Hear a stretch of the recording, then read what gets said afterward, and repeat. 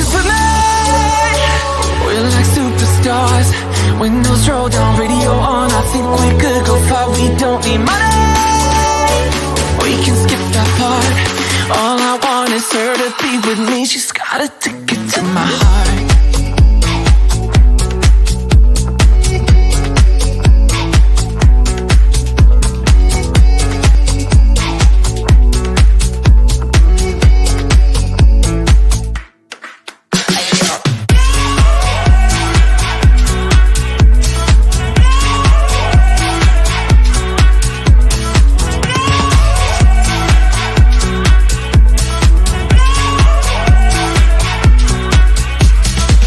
The sky is blue, I got the sun in my eyes.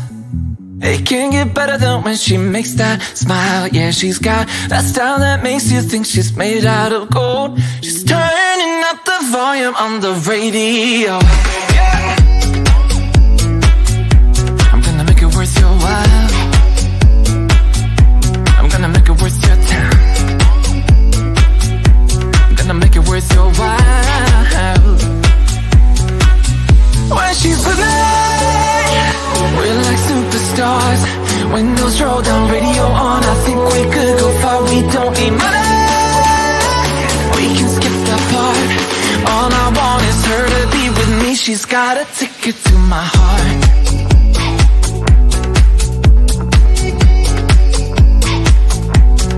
Ticket to my heart.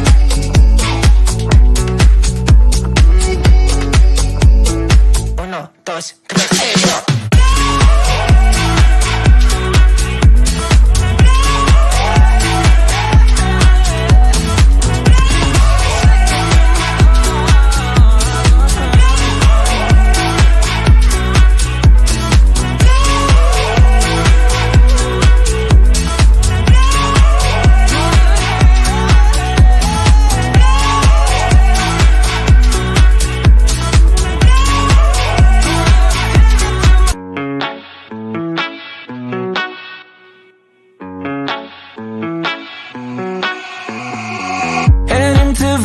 In my blue striped car, she's riding shotgun and she looks like a star. Yeah, she's got that style that makes you think she's made out of gold. She says she likes it better when we go off-road. Yeah. I'm gonna make it worth your while. I'm gonna make it worth your time. Gonna make it worth your while. When she's with me, we're like superstars. Windows roll down, radio on. I think we could go far. We don't need money, we can skip that part. All I want is her to be with me. She's got a ticket to my heart.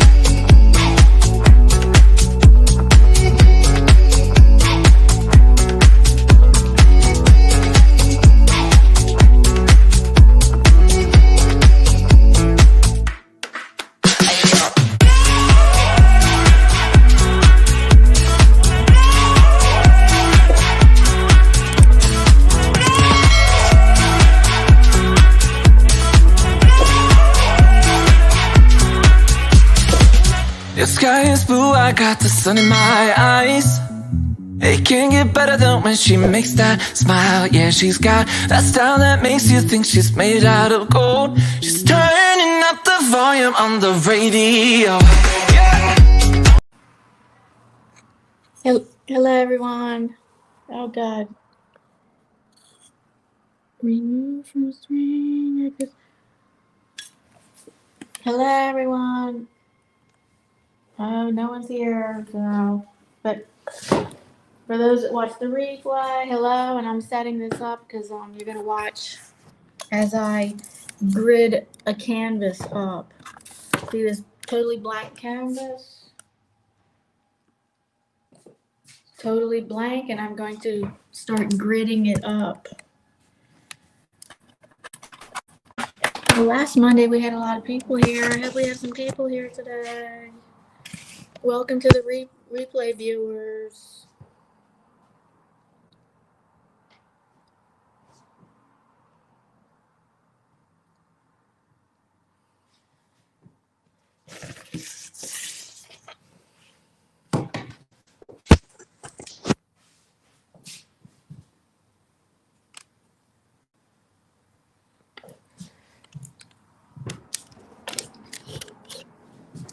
see. I'm trying to get a good angle. Maybe that's good.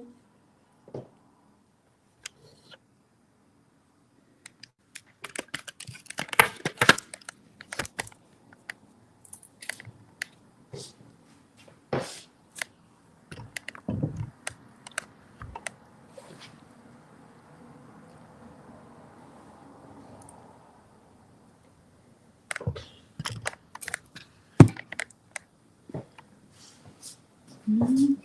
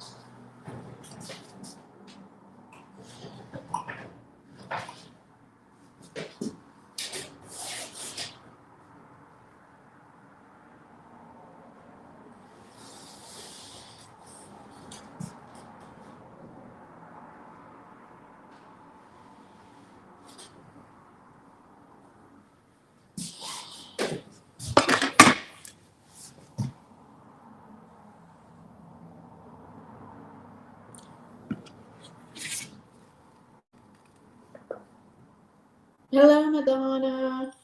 Hi, Madonna. Can you let me get a type in the chat whether you can hear me, just to check out my audio.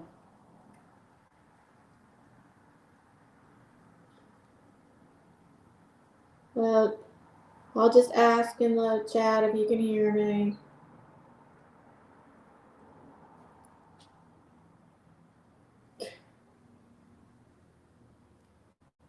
Can you hear me? Question mark.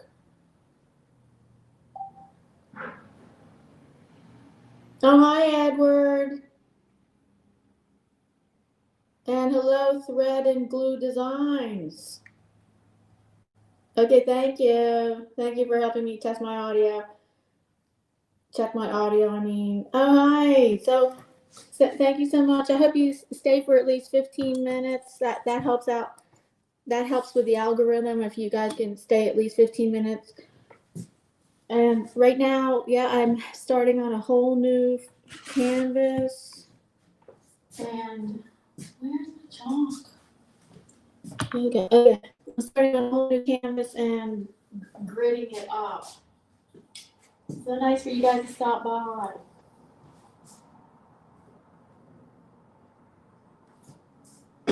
Oh wait, I want to put background music on.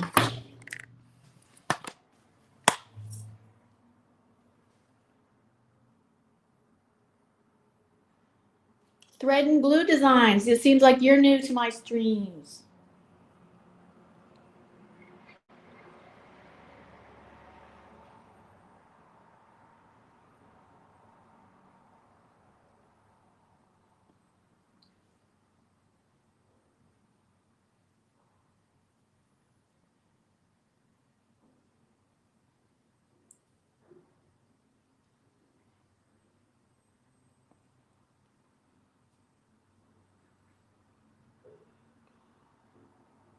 Trying to find my music. Hold on.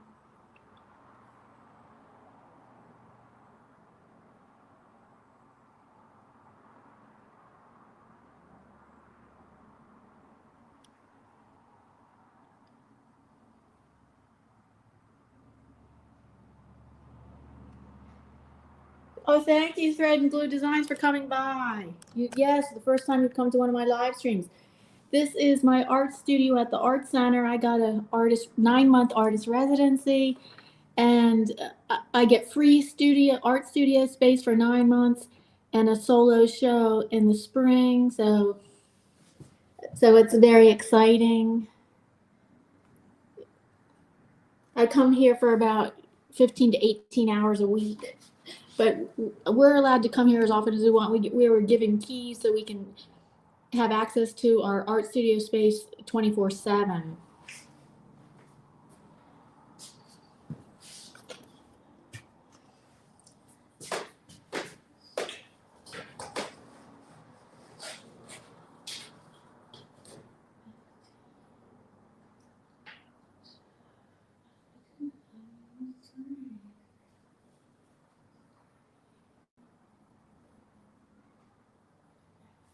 Five, it'll be five.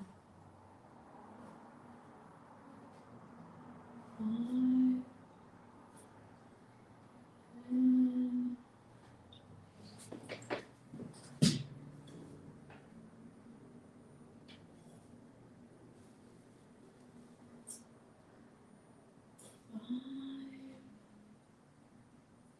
10.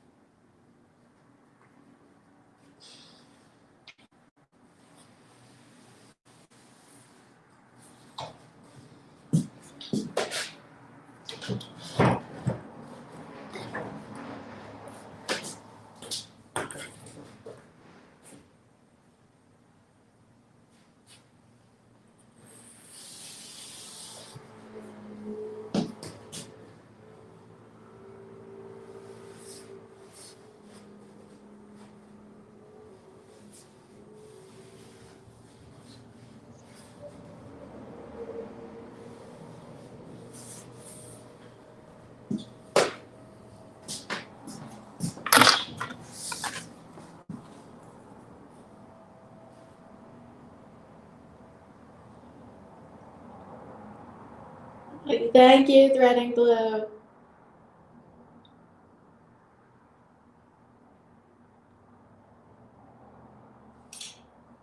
Edward Smart comes to us from Hawaii. How's the weather in Hawaii, Edward?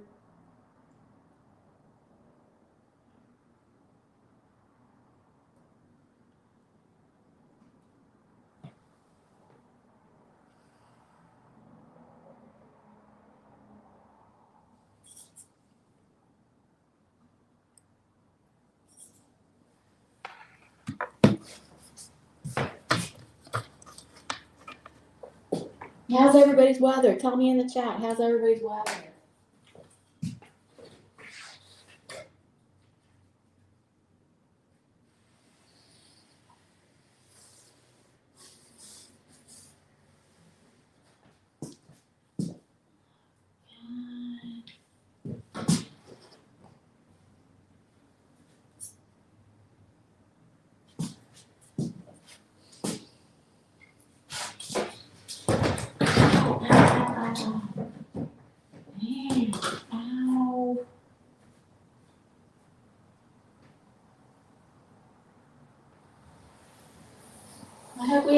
joining the panel today. Paul joined us in the panel past 2 times.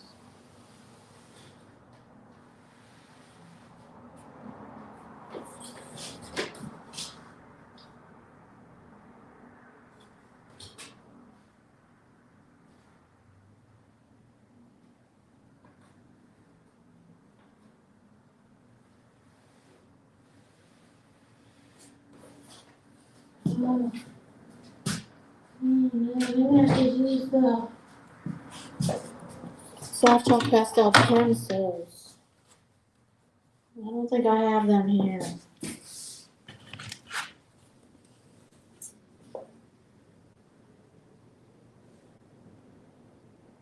Moon and Hughes. What's that say? Mono and Hughes? Hi. Hi. Nice to see you. Nice. You're new to my live streams too, Mono and Hughes. Nice to see you. Oh, a volcano just erupted?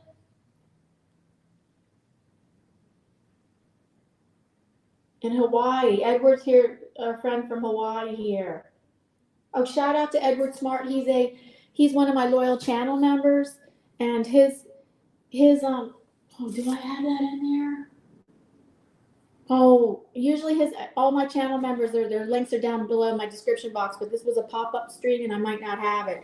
But check out his channel, Edward Smart. His channel's a great channel about flight and aviation, and he comes to us from Hawaii.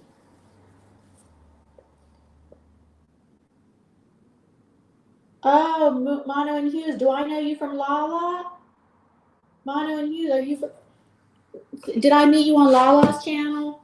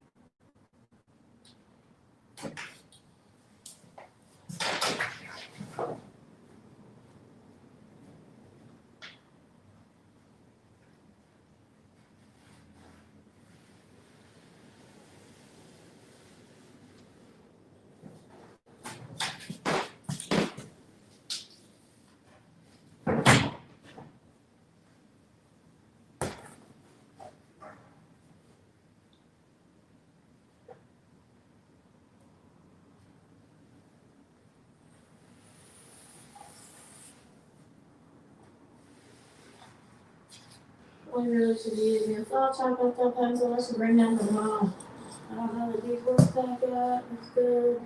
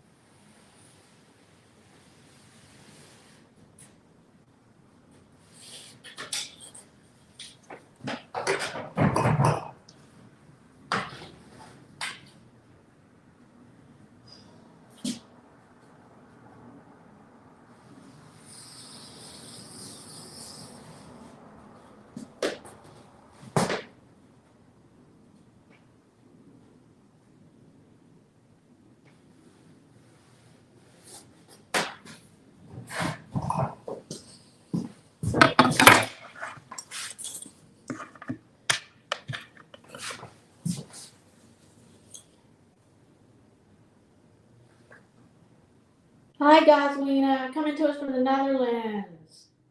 Hello, Anthony. Coming to us from New York State.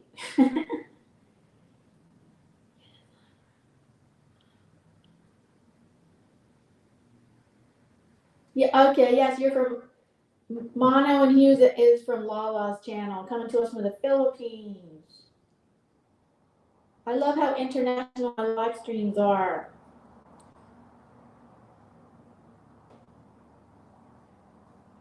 Please hit the thumbs up, you guys. Hit the thumbs up. It's open panel. Who would ever like to join me up here? Open panel. Paul knows about it. I thought he was going to join, but maybe I have to see if he has messaged me. I wonder if he's going to join the panel today. Or let's see if he messaged me.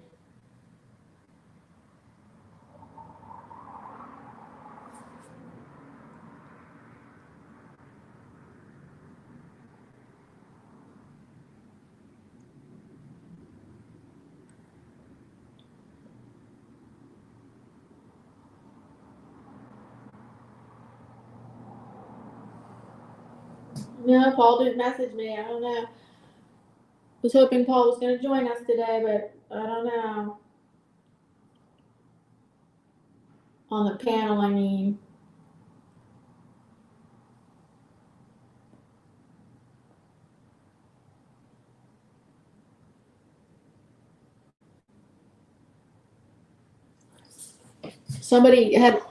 You had a runaway kitty? Oh.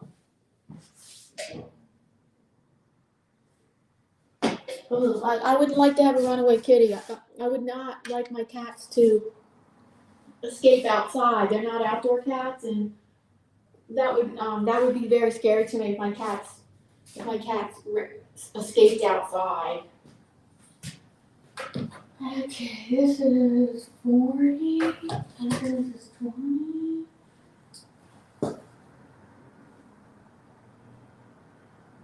18.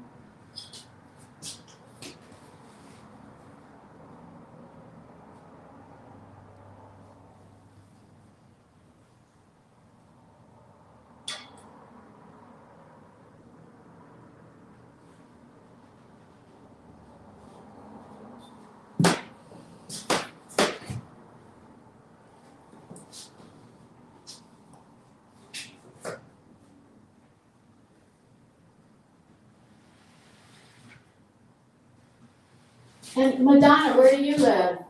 You live in the United States, and if so, which state, Madonna? I know where everybody else is from.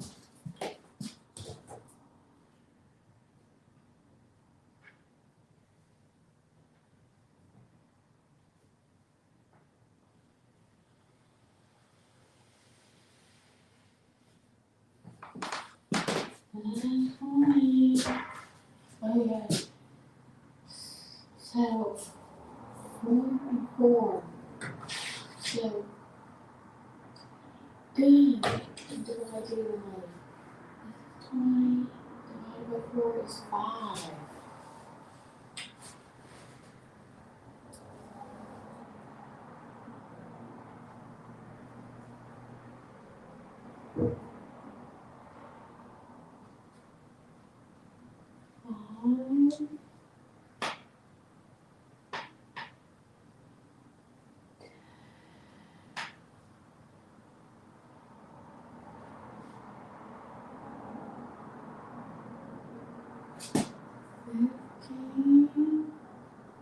Wait, 17.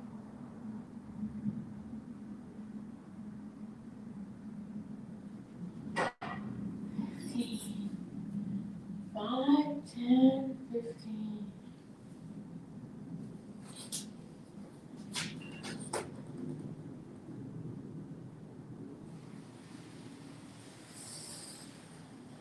I'm gridding this up so I take a smaller design and blow it up big on a bigger canvas. That's why I'm gridding it.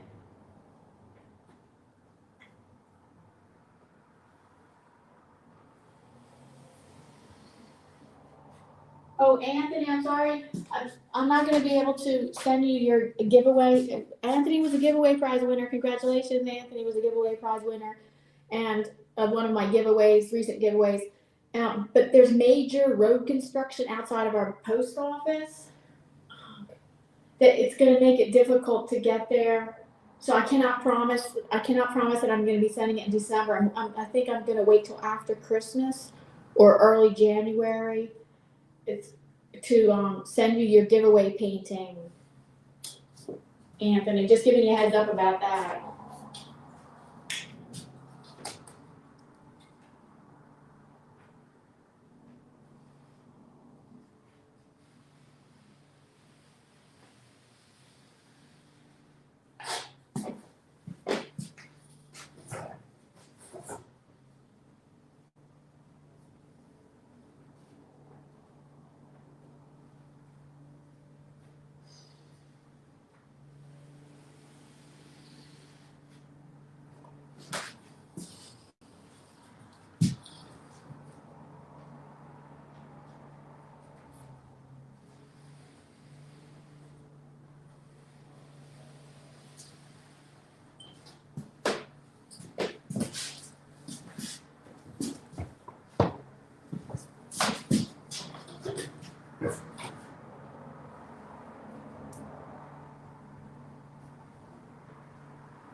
I thought Paul was going to join us. Maybe he's just going to be late.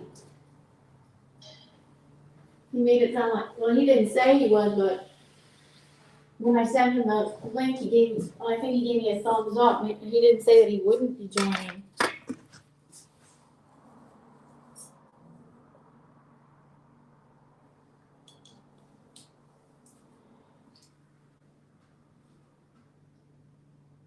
Hi, hello, Conscious Business Services, and that's Charlene. Hello, Charlene. Love to you too, Charlene, and to everybody. Oh, you guys probably want to know how my Thanksgiving went. Oh, that's right. You want to hear about how the Thanksgiving went with my husband's ex-wife who had joined us. Excuse me.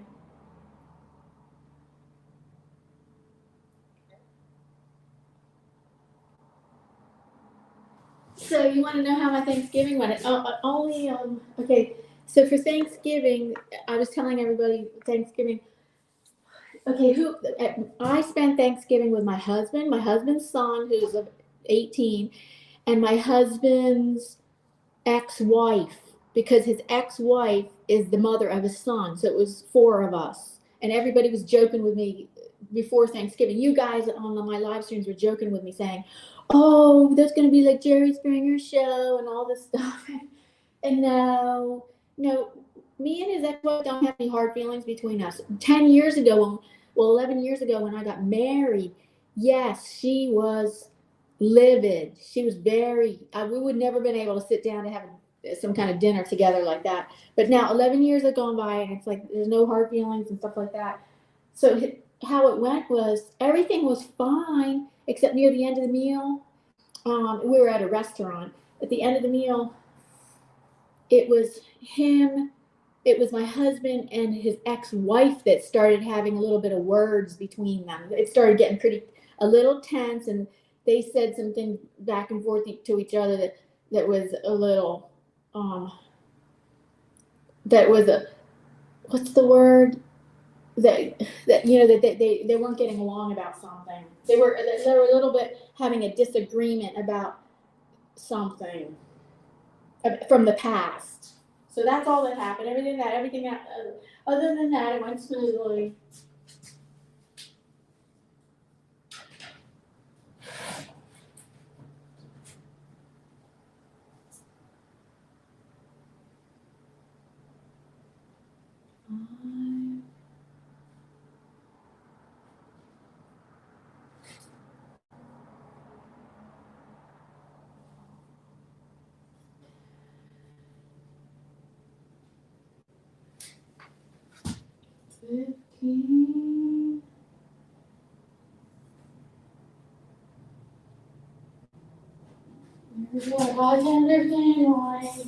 Almost done grading this up, and then I'm gonna start drawing it. Oh no, I need to see my iPad to draw this. Oh darn it! I'm filming from I'm streaming from my iPad. Oh, maybe I can do it from my phone. I should have brought my old iPad. I didn't think of that.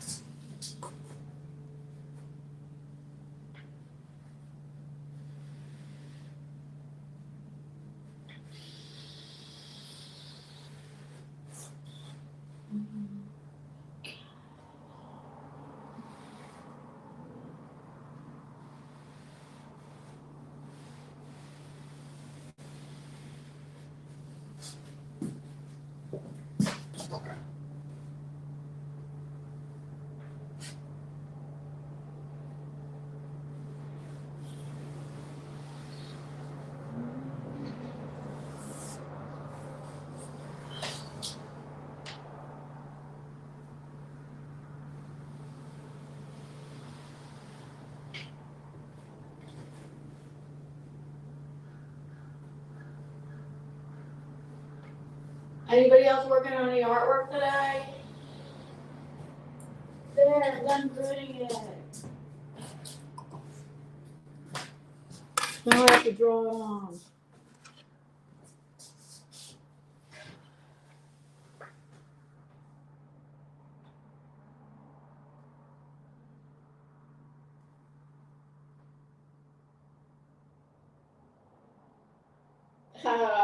Andy said he was waiting for a fight. It almost happened. It was like a low key fight. Like it was like they weren't gonna be screaming at each other, but it made my husband so uncomfortable or kind of mad that he did not want to see her at the train station the next day, because the next day, or not the next day, 2 days later, he was going to have to go to the train station, and he wanted to go see he wanted to go to the train station to see his son off, and he knew that his ex-wife would be there, to the point where the tension that had happened during Thanksgiving made him not want to go to the train station on Saturday, but then that turned out all right after all.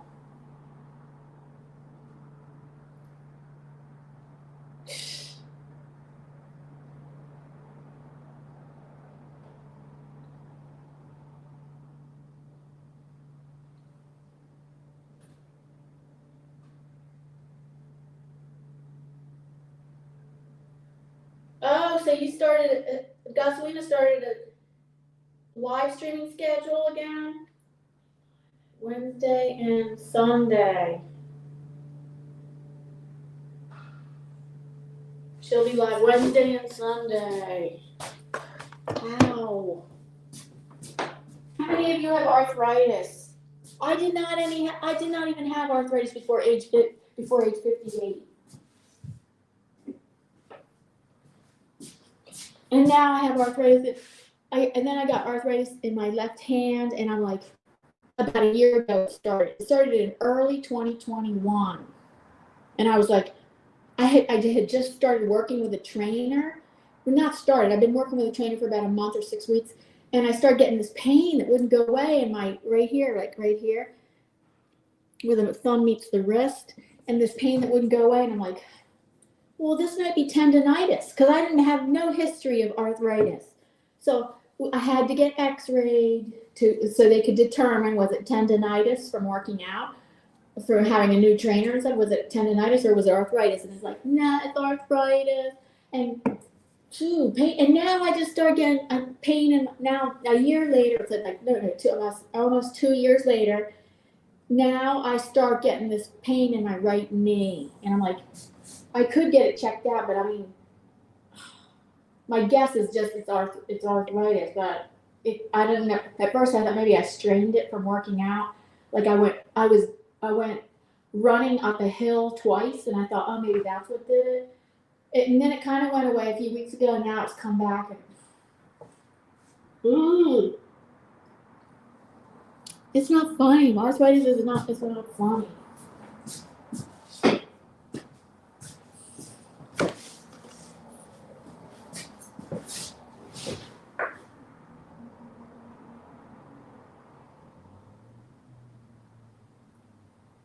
Okay, good night, Mono and Hughes.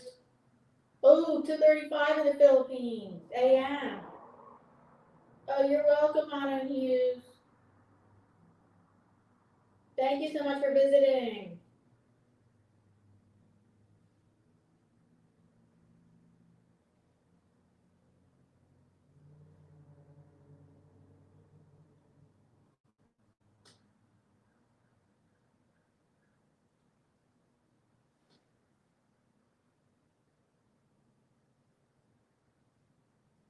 Yeah, Gasolina knows. Yes. I feel like I'm in my late 50s. I feel like I'm too young for it, but I know people get it. People get it. It's not uncommon for people in their 50s to get arthritis and all that.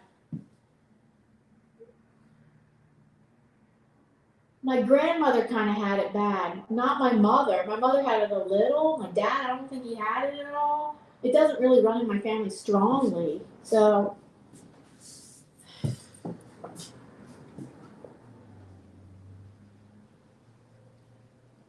yes, I hope to see you again, Mono and Hughes. I usually don't live stream on Mondays. I it's I usually live stream live from my art studio on Wednesdays or Thursdays. I might live stream again this Thursday, but it's out of the ordinary that I come to my art studio on Mondays. So usually I'm going to be live. I'm probably going to live stream again, you guys, on Thursday.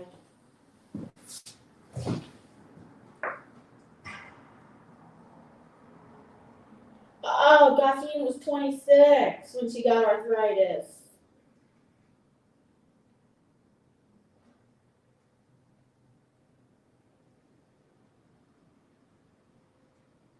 Hi, Radical Changes. Nice to see you, Radical Changes. Oh, Radical Changes, I just want to tell you about the brush.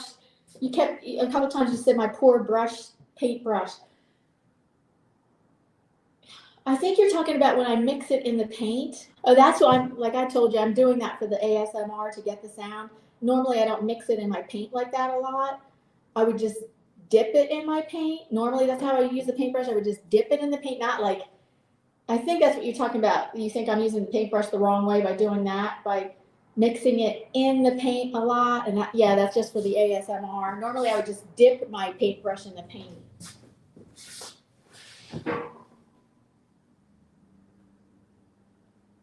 Oh, hi, Johnny Small Pepper. Oh, thank you for stopping by to say hello. Oh, and Radical Changes that his mom was in her 20s when she got arthritis.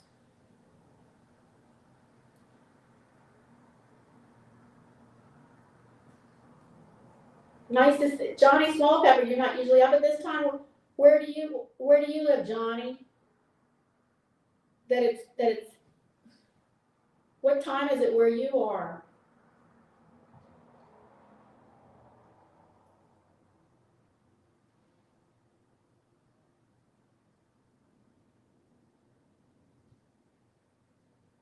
Oh, hi, Davey. Art with a Pen. That's Davey coming to us from the UK.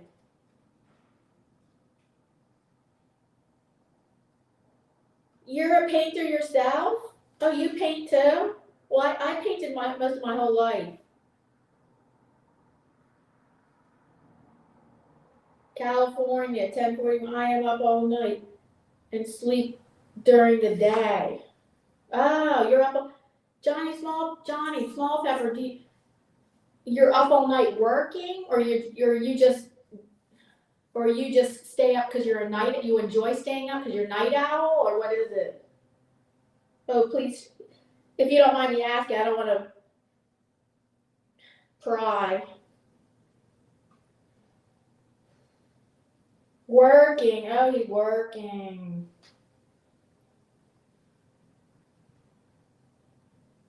All night working. So, guess what? For the last 7 years of my career, similar to that, it's similar to not. It's not working all night, but it's similar to that. For the last 7 years of my career, I got married in the seventh to the last year of my career and stuff. That I had to, because I got married, I moved further away from my job, and I'm legally blind with a vision disability, so I can't drive anymore, and so because I moved further away from work, it took me longer to get to work by train, but walking and by train. I had to get up at 3 in the morning and be out of the house by 5 and take a 20-minute walk in the dark to the train station. My husband couldn't help me because this is what he had to do. He had to get up at 2 in the morning. He drove trains for 35 years. He drove trains, train engineer. He had to get up at 2 in the morning so he could be at work by 4. That's about just as bad as working at night, unless you like working at night. But we hated our grueling schedule. That schedule was way too grueling. I'd rather go to bed at 3. Like now, I mean not now, but I am a naturally kind of a night owl, and there's many times I go to bed at 3. Oh, I do not want to get up at 3.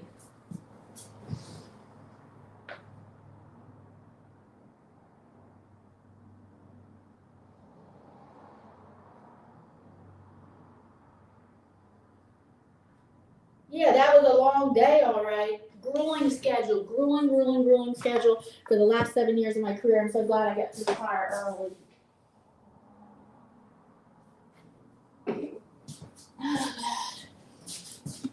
I gotta draw those on here.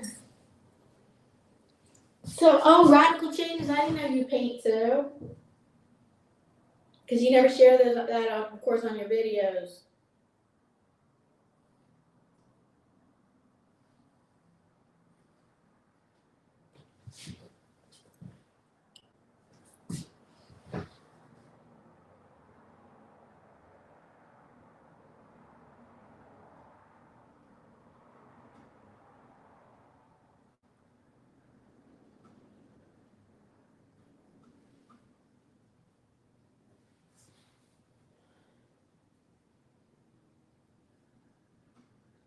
Okay, now I gotta look at my pictures I'm gonna be drawing.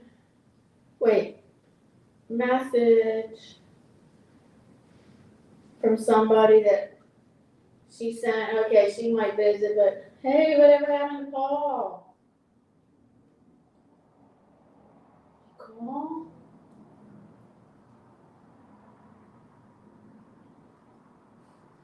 Paul made it sound like he was gonna join us, but on panel. Anybody that'd like to join on panel, you can join this open. It's open panel.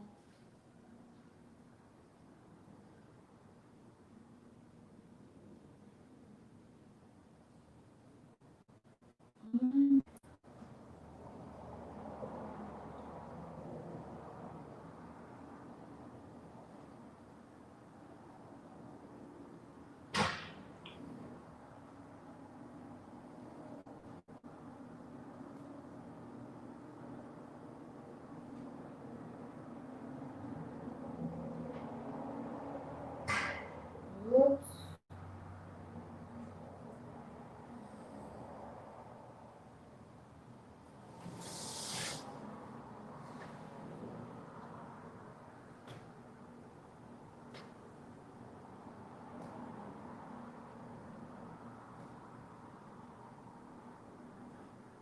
Okay. Only periodically I'll be able to look at the chat because I gotta draw this now. I'm drawing this for my phone. I'm gonna draw this up now.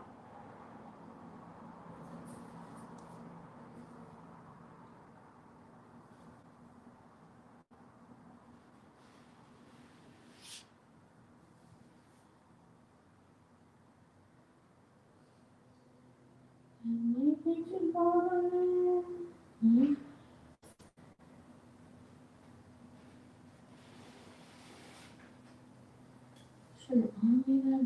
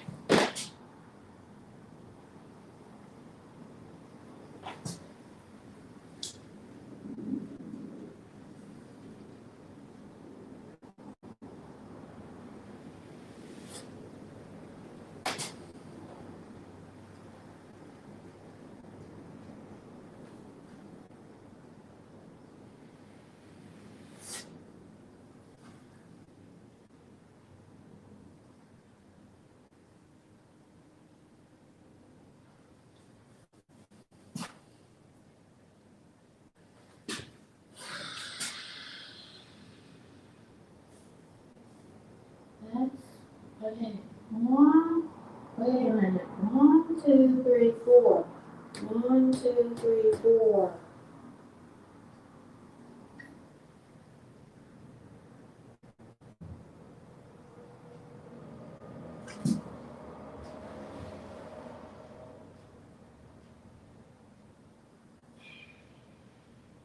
Oh, I changed that. Okay, yeah, I changed her hair.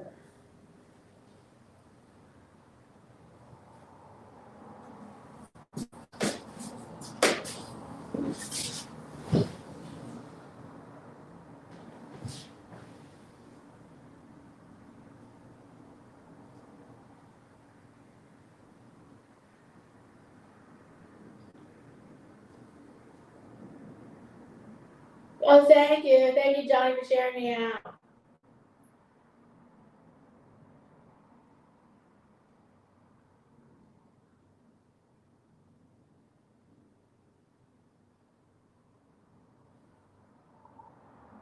So, Johnny, oh, I should check out your channel more. It was a while ago that I went to your channel. You specialize in knowing about peppers? Is that what it is? Peppers? You grow peppers?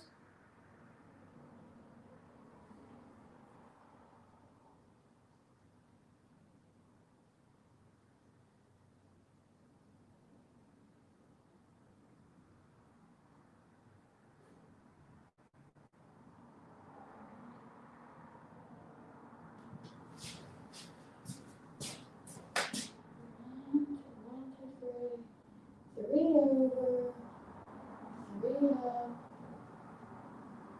three over, three up.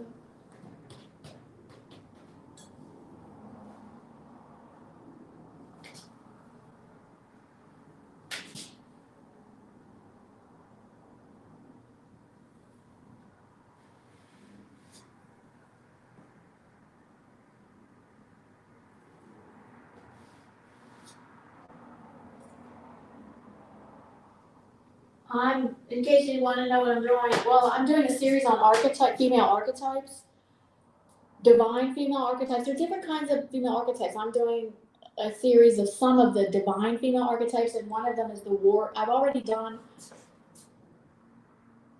done the mother, and I did Earth Mother. I did the healer. I've done the maiden. I painted the maiden, and then I painted one. I think I haven't named her. I think she may be the enchantress, maybe. And then the one I'm doing now is the warrior-S. I'm probably not going to do all of them, but because I'm changing directions a little bit for my artwork.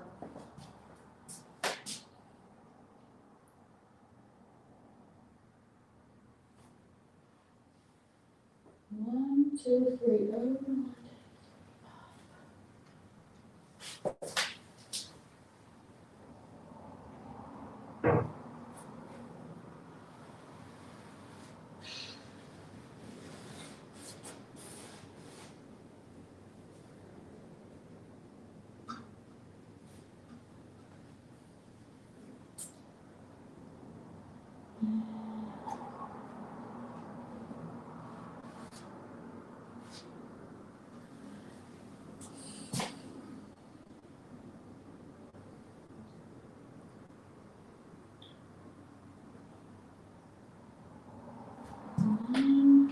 One, two, three, over, one up.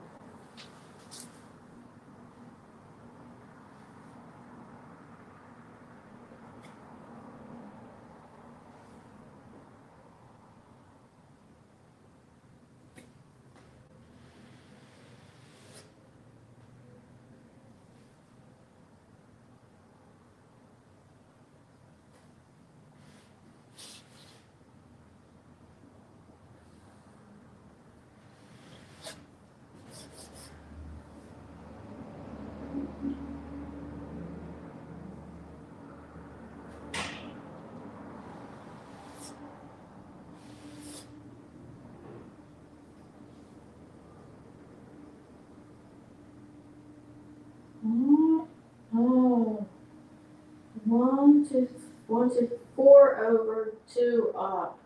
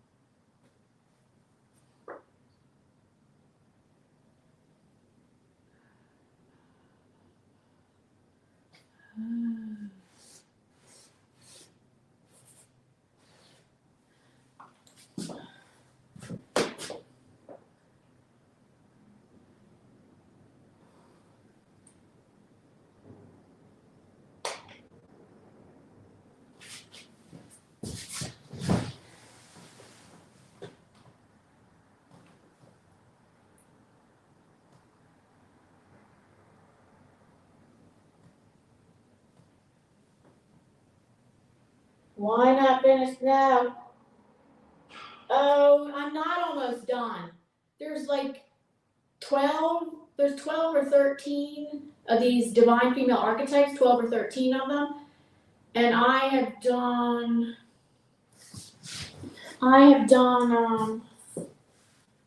4, this one, okay, 1, 2, 3, 1, 2, 3, 4. I've done, this might be the 5th one. There's one that's in between. It could be used as a female archetype or not. Why? Because I've kind of changed my inspiration. I'm more inspired by now doing things like another kind of figurative work.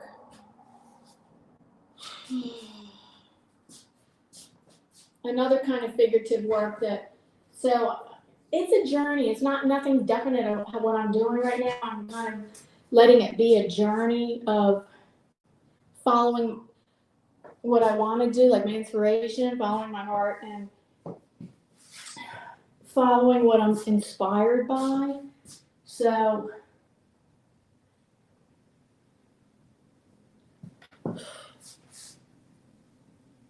it's that there's another artist I'm inspired by that, and just there's a different, it's still figurative work, and I'm going to see if they can go together. The archetypes, it still might go together, but it may not be called archetypes. We have to see. It's still all figurative. So that's when I'm still, my show's not until May, so I still have time to like work this out and figure it out. So I hope that answers your question. Radical changes. In case you want to know about radical changes, channel, he goes around the country interviewing homeless. Very interesting subject, very interesting content. If you guys didn't know, Radical Changes goes around the country on his channel. He's doing very well on his channel, and then he interviews homeless people.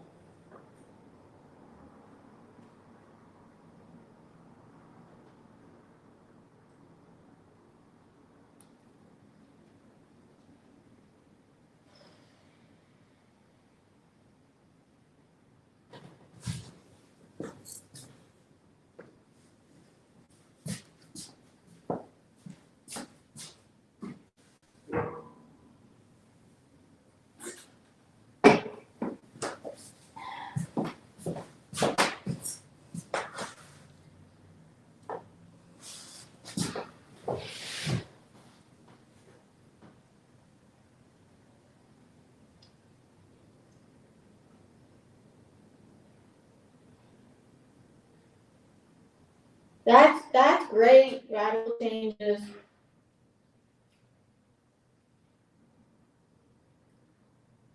So do you run it like a nonprofit? So are you actually running it like a business? Like you would be called? Are you considered a nonprofit charity organization?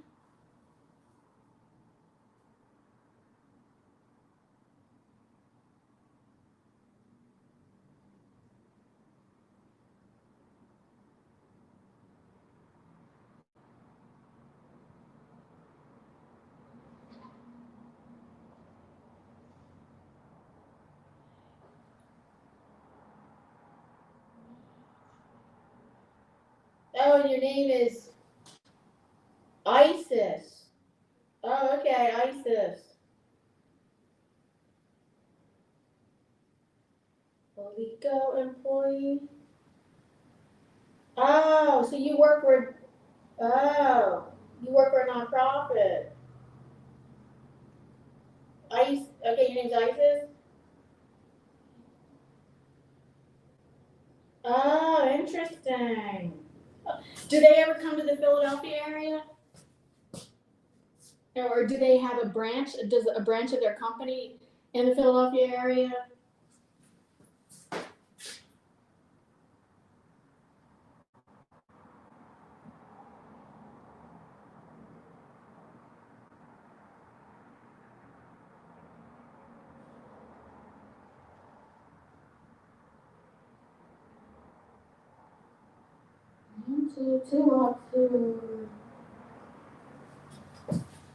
Two up, two over.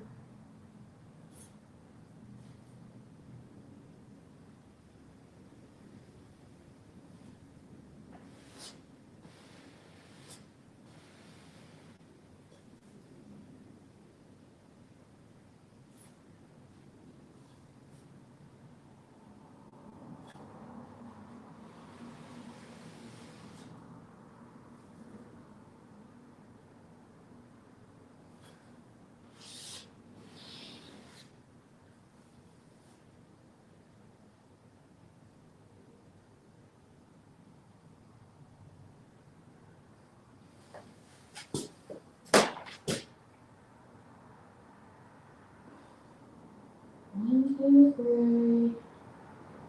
One, two, three, four. One, two, three, four. 5 up.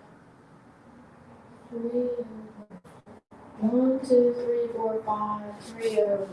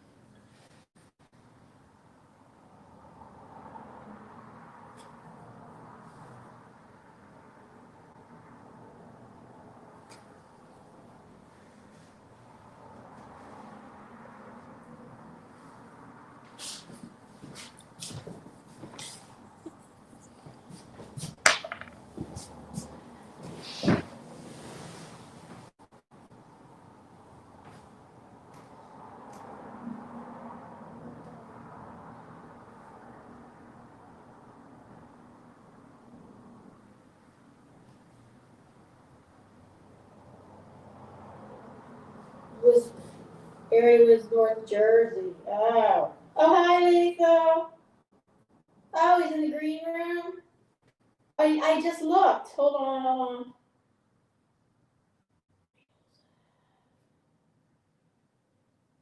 You also have partnered with, I can't read that. They do partner in Pennsylvania? Interesting. No, he's not. He's not in the green room.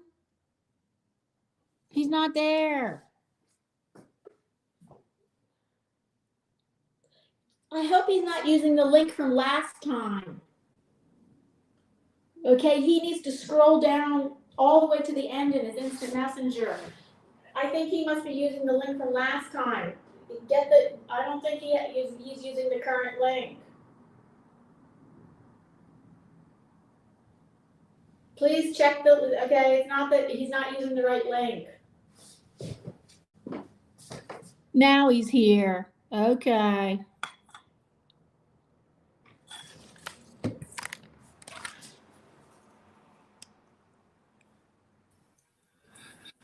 Hi. Hello.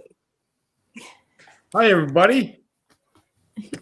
Now we have some more entertainment. We Lisa didn't click the join the room button, so that's why I had the right link. We just didn't engage it. Oh, okay. I thought I clicked it. She thought when Thanksgiving went. it went pretty good. No, you wanted to know how mine went. Oh yeah, how did yours go? I don't see any blood or bruises. Come on. No, so everything went fine, and it was near the end of the meal when something between him and my husband and his ex-wife, they started talking about something from the past and was having a disagreement, and he didn't like it, and he was like, oh geez. When he left, oh my God. She whatever was talking about whatever. They have two different viewpoints on this one thing that happened, and so then to the point where he didn't want to go to the train station 2 days later. He was like hesitant, like I don't know if I want to be at the train station when she's there, like that kind of thing. But then it was all right. Then he did go to the train station to see his son off, and then it was okay after all. It had something to do with visitation. It had something to do with how they raised their son. Yeah, but I mean the train station. Do they meet at the train station or something? The train. What about the train station? You said something about the train station. Yeah, do they meet there or something when they drop off the kid? Yeah, so 2 days later after Thanksgiving, he was hesitant about being there at the train. He was like not looking forward to that because he thought maybe the tension was still going to be there between her and him and stuff. But it turned out he went to the train station and everything worked out. She wasn't like acting all in a pissy. I guess that's the word.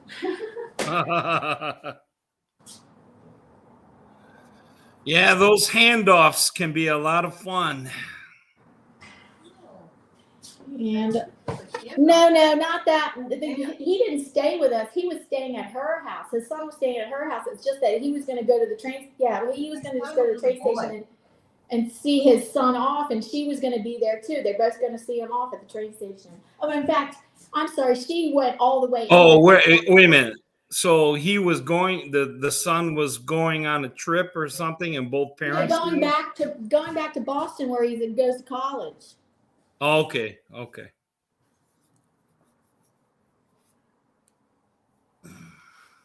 Hi, Lisa Mangus. Nice to see you.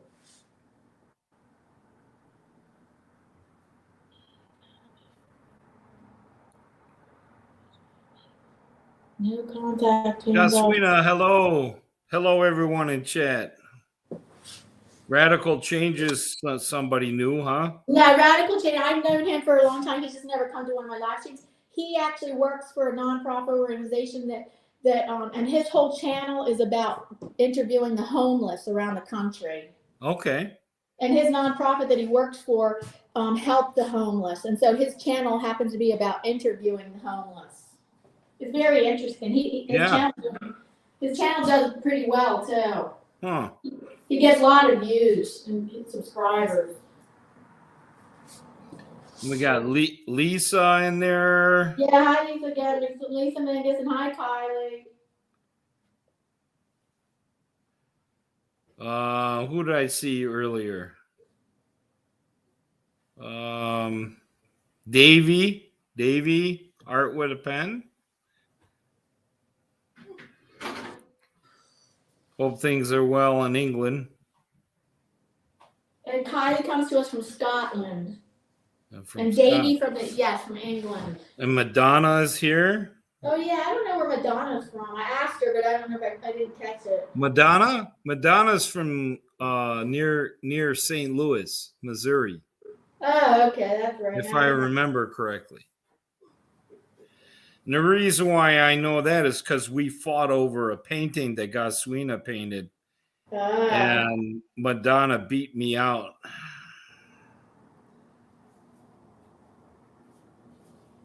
and somehow shipping got brought up or something. So that's how I found out she wasn't too far from me.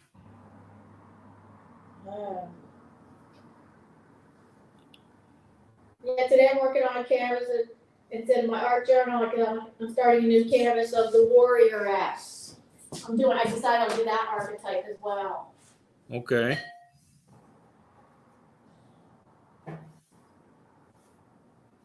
Johnny Small Pepper? Yeah, Johnny Small Pepper. He comes to us from California. Yeah, I asked Johnny Small Pepper. I visited his channel before, but I forget if his channel's about peppers. I think he grows peppers. Yeah, Lisa taught me a recipe of chili made out of peppers. Phenomenal. Oh, I asked the director. I talked to the director, asked her some of your questions. What questions? About so how does this get funded? I don't know. I said, what did I ask? I said, oh,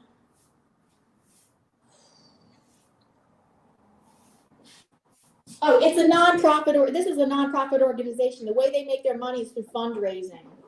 Okay. So maybe, and she didn't, I think they might get also, I mentioned federal and state funding, but she didn't confirm that either way. Okay.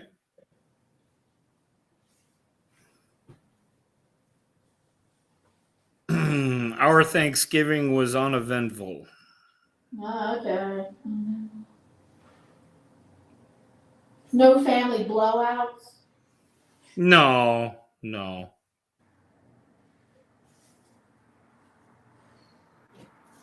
That's good.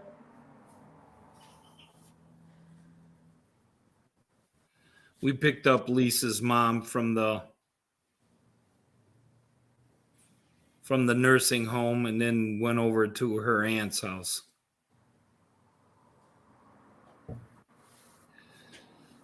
For those of you that don't know, Lisa's mom has dementia and Alzheimer's. She's about in the middle stage. She is losing her short-term memory. And then at the same time, so, a lot of repeated same questions.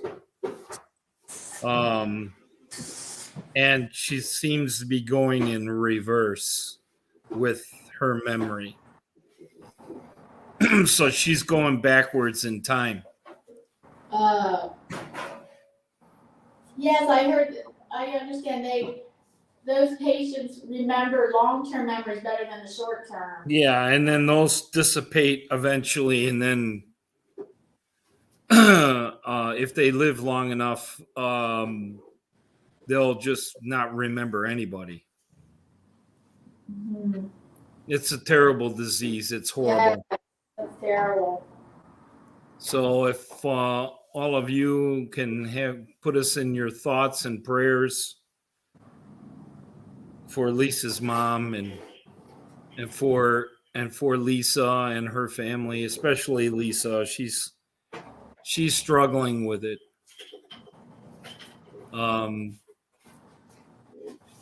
She's a tough woman, but she remembers her mom being a very strong individual, and it's very hard for her to deal with it. She can see it in her eyes, in her mother's eyes. Yes. And she can see the frustration because she's so confused.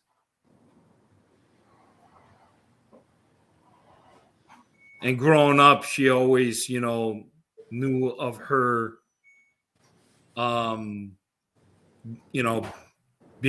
she ran a business, a gas station years ago, all that stuff. So she's always been a strong-minded individual. And for this to be happening it's horrible. It's really horrible. So,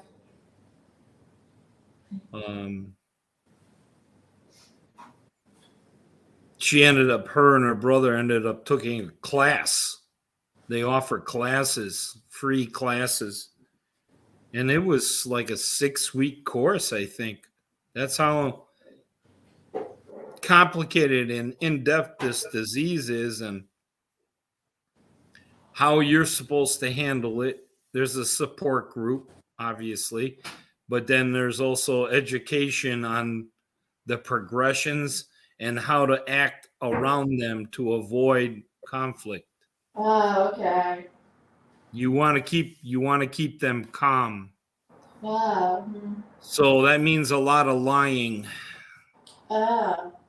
You can't reason with them. You can't tell them the truth because they'll just get upset.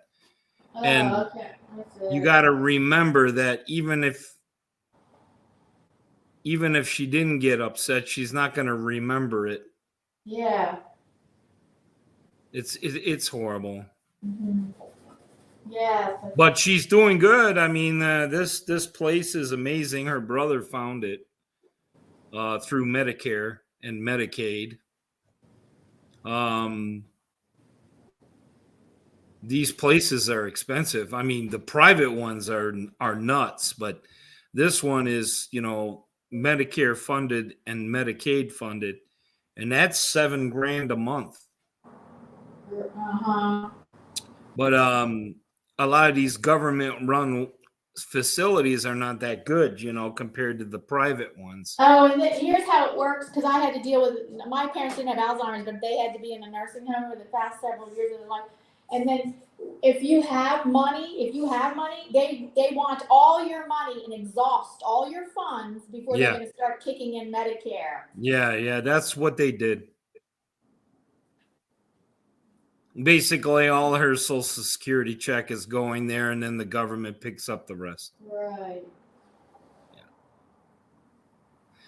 And if you didn't secure your home, they'll take it. So, and here's the thing: they go back in arrears. So, if this disease happened within 5 years from the present time, you still lose your house.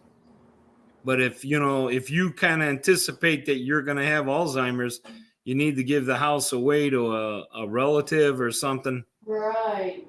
So they can't go after it. But you can't just, maybe it takes a half a year or a year to find a facility, the right facility. And then at the same time, you say, well, I'll just sell the house, and before they can take it, they go back 5 years. So what do you mean? So they go back, and so no. What if they did what if they did sell it to a family member? Then what? What do you mean in the past 5 years? They would go after the house. They'll still go after the house. They still do it. So within the past 5 years, if they had sold it to a family member, they could still go after the house. Yeah. I don't know if you sold it privately to, like you just wanted to move or something. I'm not sure. Don't quote me on that, but they might go after it then too. The government's going to want their money. And, considering the care that she's getting, and it's going to be $7,000 and her Social Security is nowhere near that. Yes. And she's getting wonderful care. We got lucky. Lisa's brother did a wonderful, amazing job finding a place that wasn't too far away. And this place is spotless. It's clean. It's run by a bunch of Filipino women. Uh-huh. It's all Filipino women, and they run a tight ship. Men and women. Okay, but they're all Filipino. And they run a tight ship. Very tight ship. You can't bring in food. They keep everything under wraps. And her mom has lost quite a bit of weight, and I think it's a healthy weight. She's weight wise, she looks 10 years younger. I don't know. She kicked my butt when we when we went to her aunt's house. I was sitting in the back of my pickup truck, and Mom had the front seat, and then Lisa was driving. But Lisa wanted to give the family a heads up on the condition before Mom got in there. So I had one job and one job only, to detain Mom, to slow her down, like help her out of the truck, offer my arm, all that stuff. And that will buy some time for Lisa to get in there and give everyone a heads up. So Lisa books, she gets out of the truck and she's on her way going into the house. I get out of the back seat, I open up the front door. Mom already slid her butt out of the pickup truck, and like it was nothing, I offer my hand, because I'm legally blind, so I'm thinking she's still in the seat. She goes, "I'm already down on my feet." I said, "Oh, okay." And I still have my hand out there like a dummy, and she grabbed it just to be cordial, and then looked at me and said, "You need hand cream." And immediately let go of my hand and kind of shooed it away, and boom, she was gone. I couldn't keep up with her. I'm like, with the cane, I'm like, shit, where's the door? I see the door. She went up these tall concrete steps that were about, I don't know, 10 inches high, 10 or 12. They were high, old concrete steps. It's like a farmhouse. The aunt has 11 acres, and it's an old farmhouse. And so she went up all those 3 steps, like 1, 2, 3, like she was a track star. I couldn't believe it. So those people there at that center are doing an amazing job, with therapy and physical therapy and all that stuff. So she's in tip-top shape. It's just her mind. It's really sad. Yes. But she's strong, man. How old is your mom? 82. 82. Ah. She's 82. My mother lived to be 96. Wow. She passed away in February 2019. Oh, this would have been her 100th year, because her mother lived to be 99 and a half, and her father lived to be 90. And then, so she was born in 1922. If she had lived, this would have been her 100th year. But she did not want to live. When she was in the nursing home, they go, "Do you want to live to be 100?" And then she goes, "No, not at all." Lisa says they check. Lisa Mingus. They check on recent transfers of property. You can run the risk of senior abuse. I'm not sure what she meant by senior abuse, but.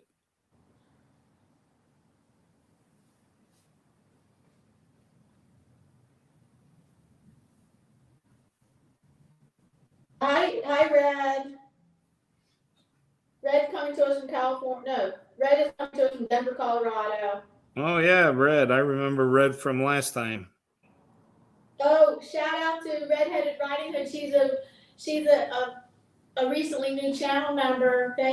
And sorry, this is a pop-up stream, so I don't have my usual information in the description box. But normally I would have my channel members' links in the description box, but I don't. So shout out to Redheaded Riding Hood. Her channel is about it's variety. It's a variety channel.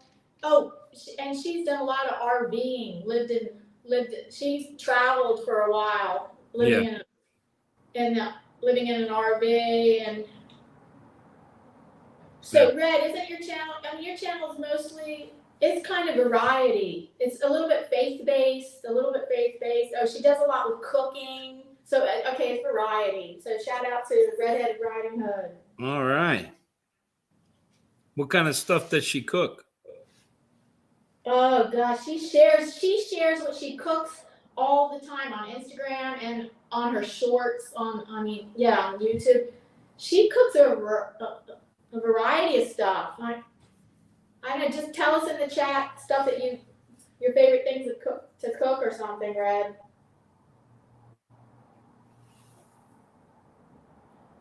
Yeah, she's a poet and a writer. Cool. Yeah, she has written a book or two. She's written 2 or 3 books.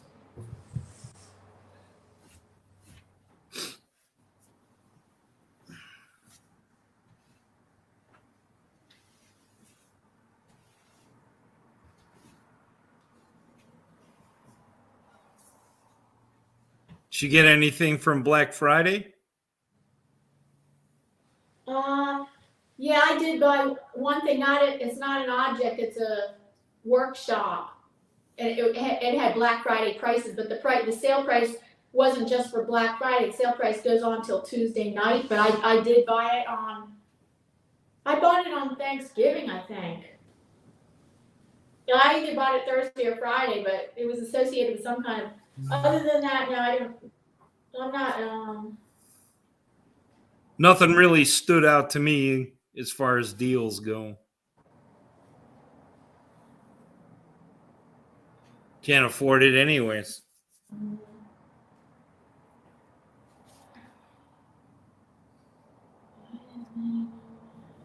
I just got a letter from my bank. The prime rate now is 7%. That's prime.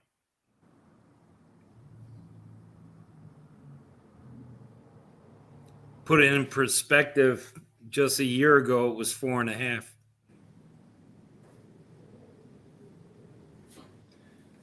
I was just reading. I was reading the chat. Oh, yeah, that everything is horrible. All our investments. We recently invested like in. Yeah. I have a 2 years HELOC, ago, right? I actually invested in crypto, and then my husband and then we thought it was really going to do good last December, but it never did. And then we did investments in some major companies, and it's all doing horrible. Yeah, But so it'll pick up sometime, some Yeah. year. So at Some year best, it'll come you back. can have a perfect credit rating, and you're going to pay a minimum of 7% on a home equity line of credit. The prime is at 7 right now. Yeah, it's horrible. And then then they add on extra depending on how good your credit score and rating is. So, yeah.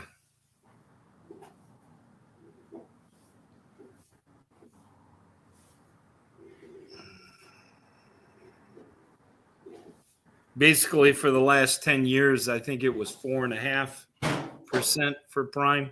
Now it's 7.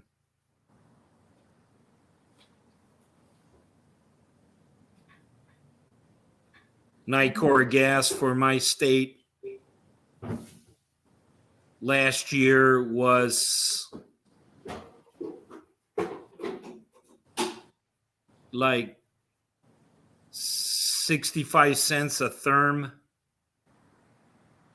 and now it's $1.14 a therm. So, depending on how many therms you use, but the basic price has almost doubled for natural gas. Almost doubled. Same for oil, because we have oil tank. We offset it with not a fireplace, because we didn't have a fireplace. That's what my husband wanted, the wood burning stove, and so it was a modern wood burning stove to help offset it. Yeah.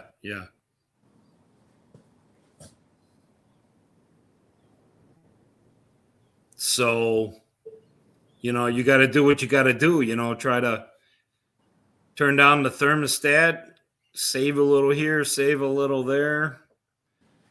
Don't buy stuff that you don't need. That's hard for me because I'm an impulse buyer. Oh my God. When you go into a store and in between the aisles they got what it's called they call it the midway, right?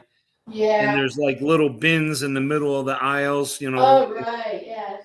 the midway, and they, for you to buy this and buy that. They created the midway just because of me.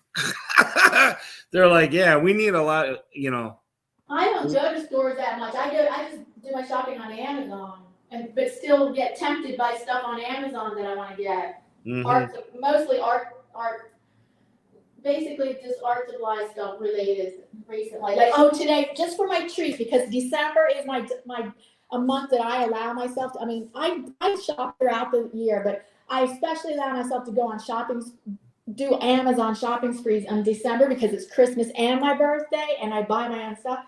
So I have indoor artist acrylic spray paints to play with. All right. 16 color set. What's the manufacturer? Here it is. I didn't open up the box yet. It's a 16 color set of, yes, you can use them indoors. Oh yeah, maybe I'm gonna do it on this. Once I draw it on here, I can start playing with my spray paints. Who's the manufacturer? Hold on. Oh, it's an art. Oh, I forget. It's either Liquitex or it's Mountain something, but it's especially, I know another artist even especially for indoors. Okay.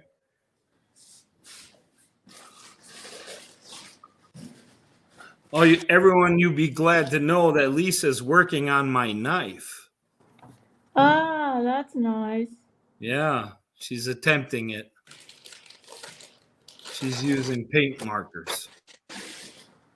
So hopefully it'll stay. It's just, a kick around knife. It doesn't have to be perfect, but she's working on it. Well, that's good news compared to what you were talking about before. Yeah, I know. You went on a rant. You ranted. I know I did. It worked. No, it didn't. No, she said no, it didn't. She just chose to do it. That's correct. Bluebird.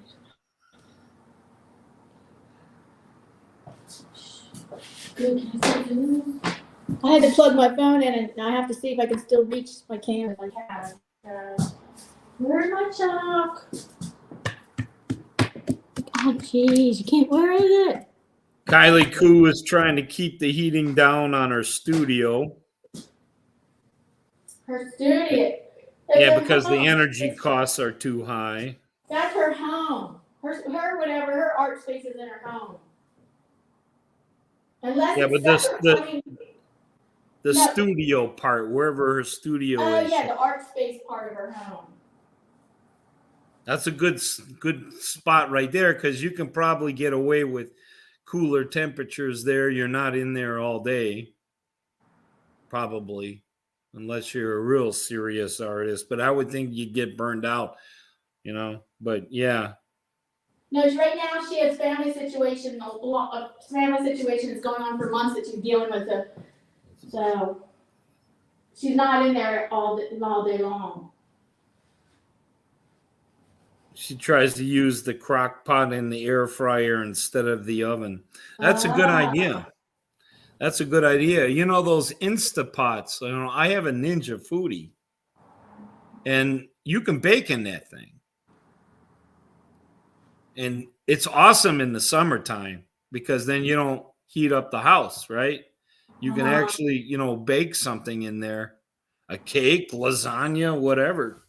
You can air fry. You can pressure cook, do a pressure cooker method. I love it. It's big and bulky, and it's kind of like a cumbersome, but man. What is it again? Ninja Foodie. Oh, okay. I remember you talking about that a while ago.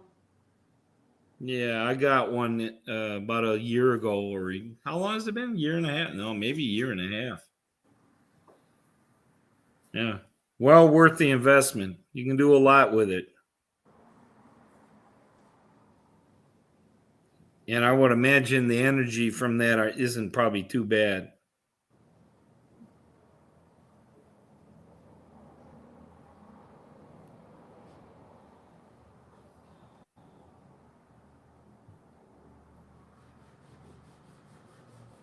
Yeah, Kylie says the running costs are so much better than heating a big oven. That is very true.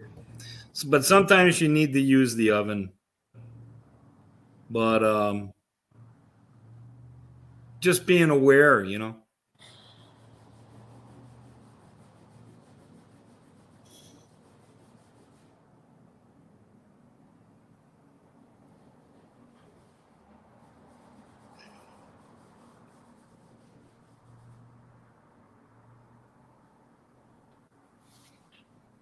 So what are you working on today? I told you. Okay, the warrior ass, but right now, I gridded. It was a blank canvas when I started the live stream. It was a blank canvas, and I gridded it. That's because I have my image. I worked at a digital. I work on digital. I do digital art often, and then blow it up, and then create it with acrylic on canvas. And I work both ways. Sometimes I do the acrylic. I do like some acrylic. I mean, mixed media paintings in my art journal, and then bring them into my digital as an element for my digital, or I work the other way too, where I would work out something digitally, like the composition and the colors and stuff, and then I have it on a grid on it, and then I grid it up on the canvas. So I was doing a lot of gridding, and I'm still drawing. I'm still drawing the warrior S right now. Okay. It's that's huge. Yeah, 30 by 40 inches. Those are my big canvas. Yes, I have several. All my female archetypes so far have been on 30 by 40 inches. My show is going to be a combination of 30 by 40 and 16 by 20, and then out in the hallway, probably my some art journal 9 by 12 paintings. Okay.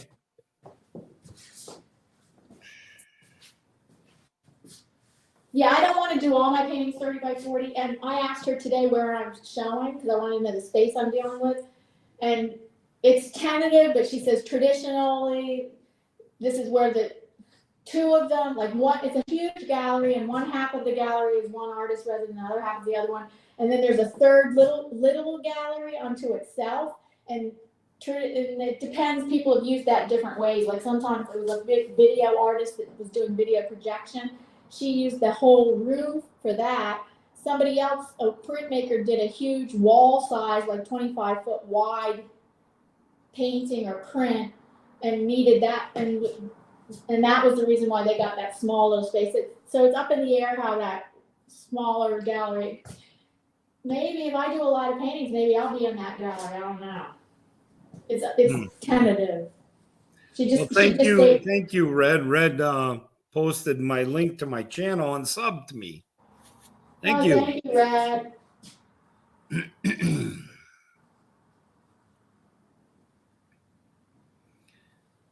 Hope you find some videos there that you enjoy. A lot of them are not that long. Videos. Check out his cooking videos. There's a lot of short videos where I discuss about what we used, when we did our live streams for the live chat. The YouTube blind community. Yeah, for the YouTube blind community. So there's a lot of them there. So you can, I give a brief description about what's going on, and I leave a link for you to go see it. So if you have a lot of time on your hands, you can watch that stuff and maybe learn something. But then I've got, other videos, just things that are good for the soul. That's what I put on my channel, basically. Yeah, Paul's blind super soul. And sometimes my cameraman is an amateur, Lisa. Most of us on YouTube are amateurs. With some of us with more experience than others, but we're still considered amateurs. Yeah.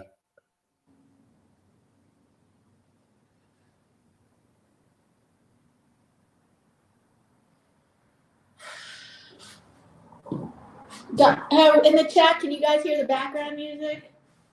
No, there's no music. What? I'm gonna add some now. I hear traffic. I can hear the traffic by the building. You can? Well, I put on the, hold on, I thought. Yeah, you had candlelight music last time. Here it is. I have it again. Okay, here it is. Okay. Ooh, that's very nice, Diana. Yeah, jazz. What's for dinner, baby? It's jazz. Oh.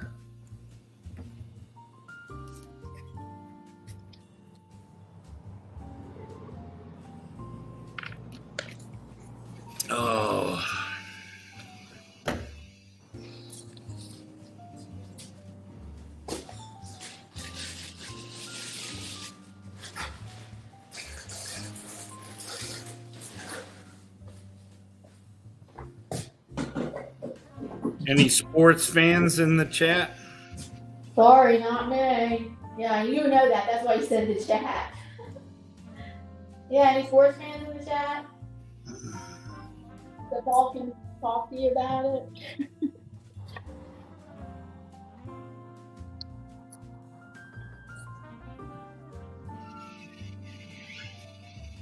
Yeah, there's music now, Red.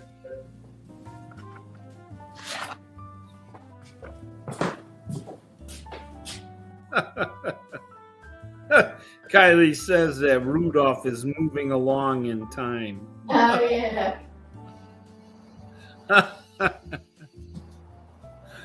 Oh, man.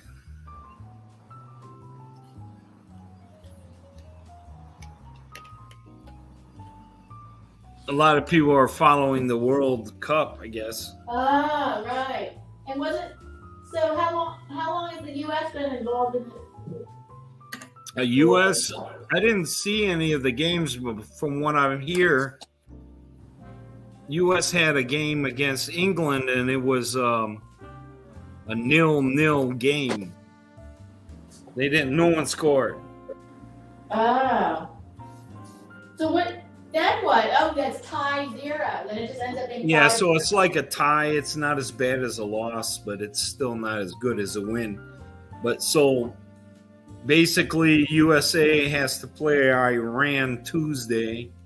Ah. And then if they win, they'll go to the next round.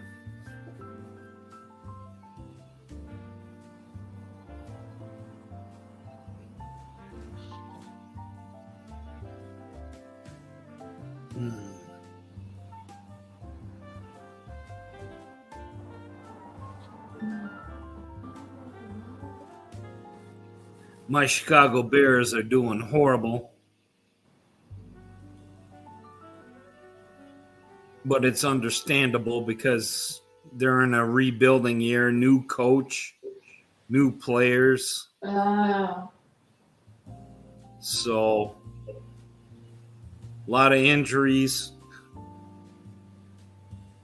So they're not doing too good.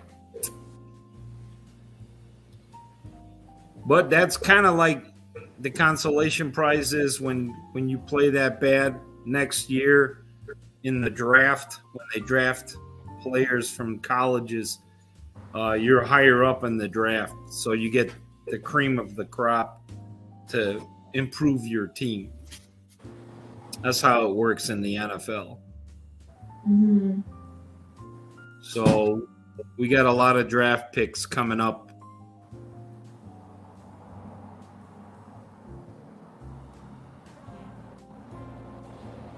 So then you think the Bears, you said the Bears, right? Yeah. Yeah, well, so you think after this year that they might do better with like new players? Well, yeah, it's it takes a while, like on average when a team starts all over and they're like, we're done with this regime and things are not going good anymore. They did in the past. So owners, revamp everything. When you do that, like the Bears did this year, it takes on average about 4 years. To get to an elite 4 playoff years, you team. said? 4? Pardon? You said 4 years? Yeah. Oh. Yeah, it takes about 4 seasons. On average, you know. There have been some teams that have done it in 2 or 3. Where'd it go? Oh, the thing went down the hole. The thing just dropped out of my hand. A piece of soft chalk back down, and it went down a hole in the floor that's near under the radiator. Oh. Right down this hole. What is the chances that it would do that? Oh, yeah, you know, that is such a pet peeve of mine. Every time I drop something in the kitchen, it sounds like it's right by my foot. And I'm looking and looking, and I can't find that sucker. And it's like all the way in the corner somewhere or completely on the other side of the room. And I'm like, really? I know. That's where I started thinking, like, okay, once I can't find it, then look somewhere where I wouldn't expect. Yeah, I mean, it aggravates me to no end. So I'm looking under, I see if it went under the radiator. No, it's not. But there's a little hole right, it's like a 1.5 inch hole right next to the it's a hole in the floor, and that thing must have gone down that hole. What are the chances? That little, that it would just pop right there. Luckily I have more, but, oh God, let me see. I think that was my longer piece, but.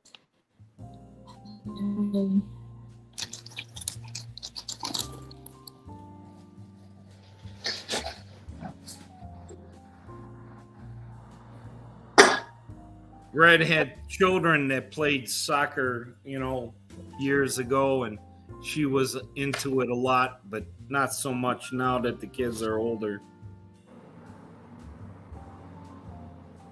I remember those days. Do you with my now? boys. I have a question that because I didn't know the answer to it. Do you think soccer has gotten more popular in the United States since several years ago when it started being in the? Like, Yeah, a little bit. Yeah, only a little, right? I mean, enough to start a league. We have our own, what is it, Major League Soccer? Right. But I mean, since it's been competing in the World Cup, did it start getting more popular? Not really, just kind of. Not like regular. Not like football, I know that. Yeah, the NFL, the National Football League, is too big for its britches. And what I mean by that is it's its own entity. It is like consumed itself. It is so big and so large and so much money with the NFL and how everything is done. It's just, to me, it's corrupt, I think. I think it's corrupt. Yeah, but it's only in the United States because they don't play American. Do they play American football anywhere else? I don't think so, right? I mean, you know, you sneeze and mention NFL, they want some kind of money, right? As soon as you mention them, it's like, I mean, I'll give you a quick example. You know, they have, when cable came out, there was a channel called the NFL Network years ago, which everyone pretty much knows about that channel now. But when NFL Network first came out, they started with this Sunday ticket where you could watch all the games for a fee, right? Yeah. And I don't know what it is today because I don't subscribe to it. But years ago, you know, we're talking like 15 years ago. It was like, you know, 290 or 250 for the season, and you could watch all the games, all of them at the same time if you wanted to. You could have them split screen. You could have up to 8 games on one screen. It was pretty wild. Green. Red said she has to leave. Oh, see you later, Red. Bye, Red. Thanks for subscribing and giving me a little shout out there. Be safe. But that's for residential, right? It was like 250 or so. If I had a bar and I wanted the same subscription for people to come to my bar and watch the games, and then they buy my liquor, it's like $1,500 for them to pay instead of $250. So the NFL, they're going to get their money. They're just got their hands in everything, man. Oh God, yeah. So as an organization, yeah, I don't think there's any basketball, hockey, you know, the NHL is pretty popular, but I don't think there's anybody bigger than the NFL. You know, the NBA is huge too, the National Basketball. But in my opinion, I think the NFL is just, they got their hands in everything. I don't think anybody is going to overpass the NFL.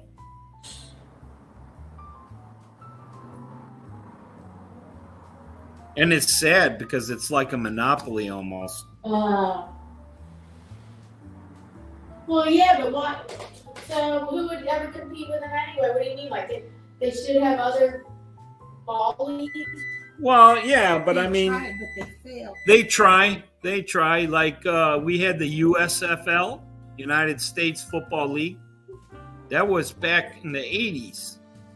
And they were doing football in the summertime. Well, then there's Extreme, which was kind of like a wrestler's version, you know, like the WWE was McMahon. I forget, Vince McMahon, the owner of the WWE. Or like rugby? Isn't that what you're saying? That's like rugby? No, it's not like rugby, but the Extreme Football League was just like regular football, except for less rules. It was more physical. Like there wasn't like all the rules that the NFL has.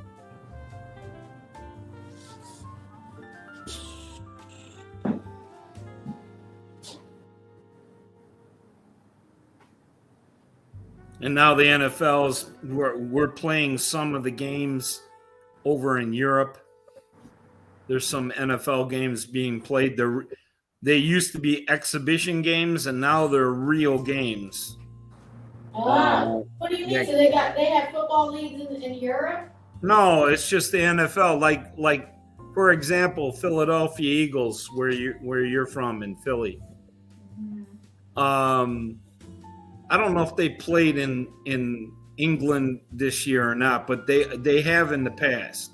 And whoever they're playing in the regular season, they'll go over there and play. And that's hard on the player because when the game is over on Sunday, Monday they're doing, you know, your typical meetings and reviewing film and prepping for the next game. And then there's practice, probably Tuesday or Wednesday, maybe a light practice on Friday. But if you're flying to England, all that prep time gets, you know, affected somehow. And then you got the jet lag and everything else. So they do all that because they're trying, like they don't have enough money, right? It's like, you know, they have so much money now in the United States, it's ridiculous. And now they're branching out to other countries, Germany, England, Mexico. They're growing into a monster, and it's kind of disturbing.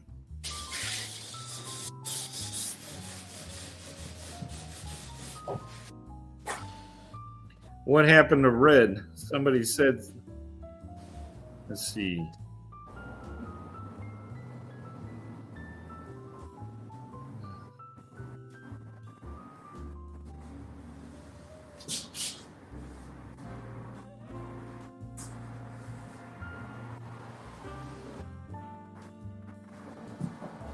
Oh, she was. Oh, that's sad. I'm sorry to hear that, Red. What?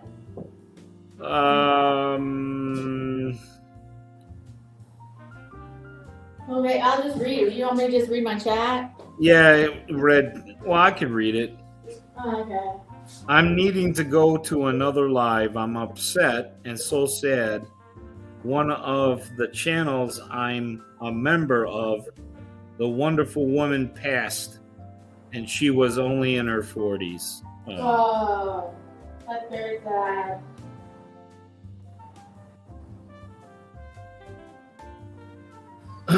Prayers go to that individual and her family.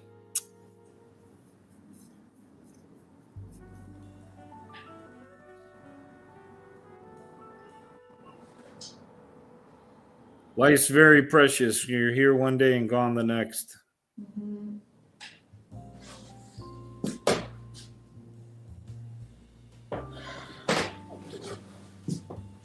Live your life to the fullest every day. Like we are right now, so I'm glad you joined us today. We're watching Diana paint. Oh yeah, right now I'm not painting. Usually I would be painting, but yeah, I'm doing the preliminaries before I start painting. I'm drawing the image on the canvas. This would be the boring part of art, huh? All the prepping. Well, to me, it's almost all. Well, I get a sense of satisfaction when I finish it. I'm like, oh yeah, I got that done. So I get a sense of satisfaction from it. Like each step as I go, okay, I got that done. Yay, I got that done. I got that done. So there's such a satisfaction, but during the paint process, it doesn't just go like, whoa, I just know how to do this and no problems. It doesn't go like that at all. So it'll be, every now and then it'll be like, oh yeah, that was easy. I got that. I got it. It was easy. And then other times it's like, damn, I can't get this. I can't figure it out. Kylie wants to know if you're sketching out the drawing with a pencil or something else. Now I'm sketching it out with soft pastel. Soft pastel, A Kylie. stick, and I do have soft pastel pencils, which I could use the soft pastel pencils, but they're at home. And I'm using soft pastel sticks. Now, I have a question. Is it harder for you to draw standing up than sitting down?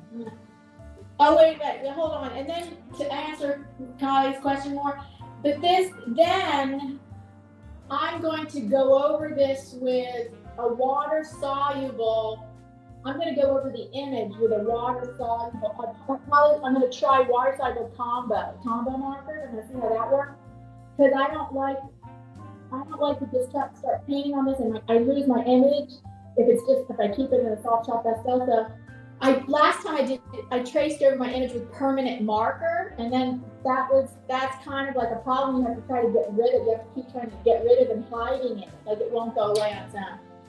Okay, so then you asked about standing up or sitting.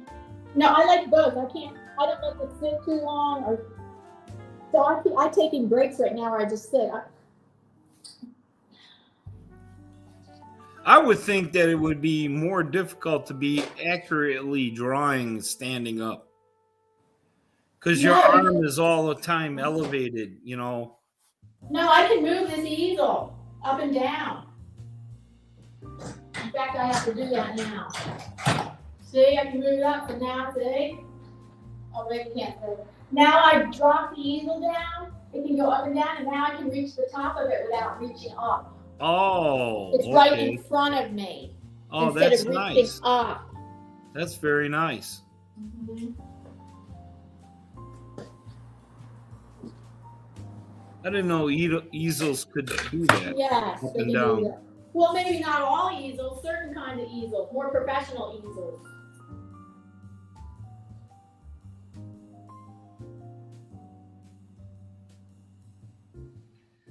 Kylie thinks that faces are easier to draw standing up.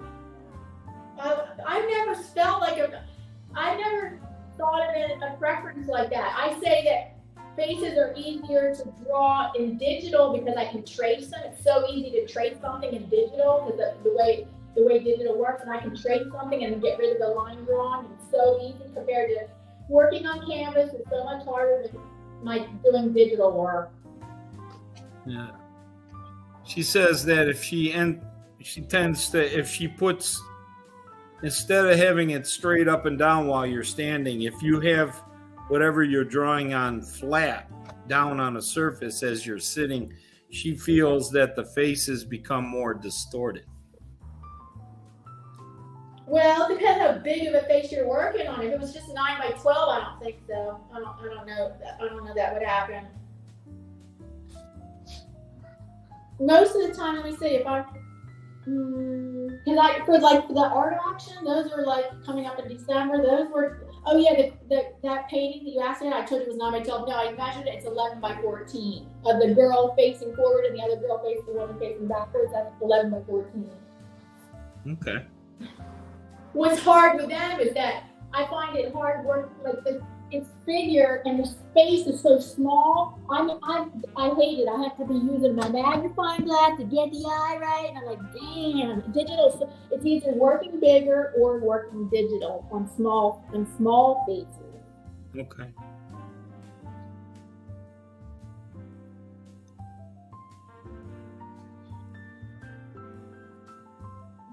So you're freehand drawing. You're not tracing. No, I'm not freehand. Yes, I'm freehand, but I'm using a grid. I'm using a grid system. No, I understand that, but I mean when you're. Other than that, yes, I'm following. The grid helps you do the freehand, but technically, that I don't know. You would call that free. I think of freehand as, oh, you're just drawing and you're not even using a grid either. Okay. But I guess it is. It's freehand drawing on the grid.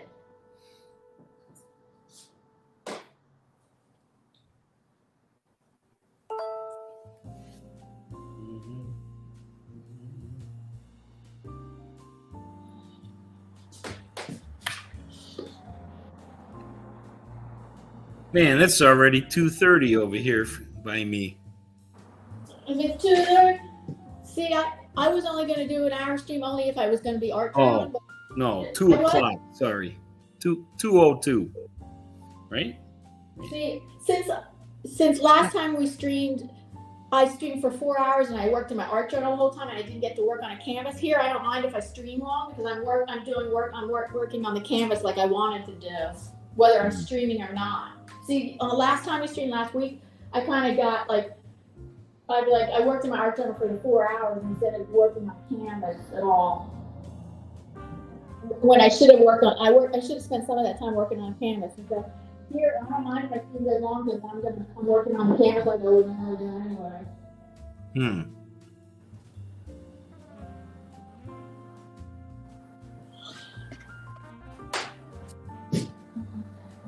So this particular thing that you're working on, that's going to be in your show. It might be. See, everything, it's intended to be in the show, but I never know what direction I'm gonna go because in the figurative painting genre, I'm in the figurative painting genre. I'm highly inspired by this other artist, Kathy Jones, and some of my most successful paintings, like the painting that sold within 10 minutes at the art auction in May, that was inspired by Kathy Jones. Plus the woman facing forward and the one facing backward, that one was inspired by Kathy Jones. I did that on a big canvas, and that's kind of like, it's a different direction. And so when I bring them together, I'm thinking of ways to bring them together under one theme instead of saying, oh, these are all female archetypes. I think I'm not going to be saying that.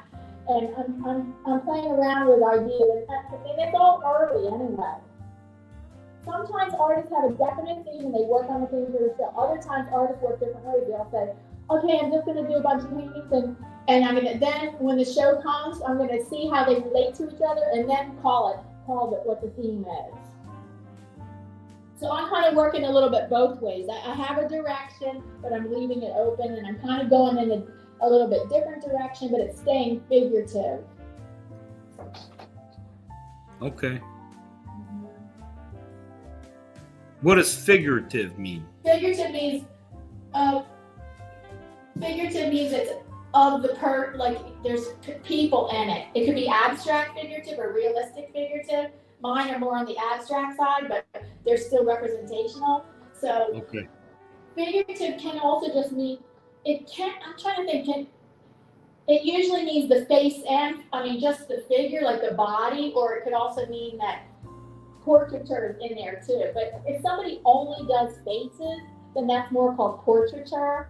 So figurative means like you can include faces, but sometimes the figure's in there too. Okay. Like it's like different than saying landscape. Landscape's different than figurative. Landscape is just pictures of the outdoors and stuff. Okay, so you're keeping everything figurative. Right, and in that figurative, there can be nature included. Like I do have some landscape included, but because the figure is so big, it's considered figurative more than landscape. Okay. Right. Like on one of them, I have some landscape on the top of her head. See, look, I'll show you. On this one, there's landscape on the top of her head. Do you see like that? We're doing live action now, everyone. She grabbed the camera. We're moving here. You see how the landscape's on top of her head? Yeah. But the face is so big, I would call that figurative. So here, how the figure dominant with the tiger over her shoulder. Okay. Here, I started doing this abstract, but I'm going to be doing figure. I might be doing a little figure down here and see, that would be kind of a different direction, but, and here's the one where I'm still working on that one. That's figurative with a landscape. You've been quite busy. Yeah, I work kind of fast, just kind of. I'm not finished that one though. 3 of them are finished. 1, 2, 4 of them are finished. Even though some finishing touches could always be added to them, little tweaks, always little tweaks here and there can always be done up to the last minute. Are you nervous? About the show. Yeah, I started being nervous. I actually got really more. I wasn't kind of nervous, but then I got more nervous when on YouTube on Saturday night. I looked up. I said, let me look at some videos about what people might say about getting ready for a solo show. And I came up on these 2 videos, and this video is like, he gave 5 things. And he said, and you should have a head scratcher, and you should have a head turner, and you should have a showstopper, and you should have, and I'm like, oh my, and you should have some interactive pieces. And I'm like, oh, that's a good idea, but I don't know if I got that. That's a lot of stuff. I know, it got me thinking like ways to do stuff interactive or that gives me anxiety just hearing about it. I know, it made me like a nervous wreck then.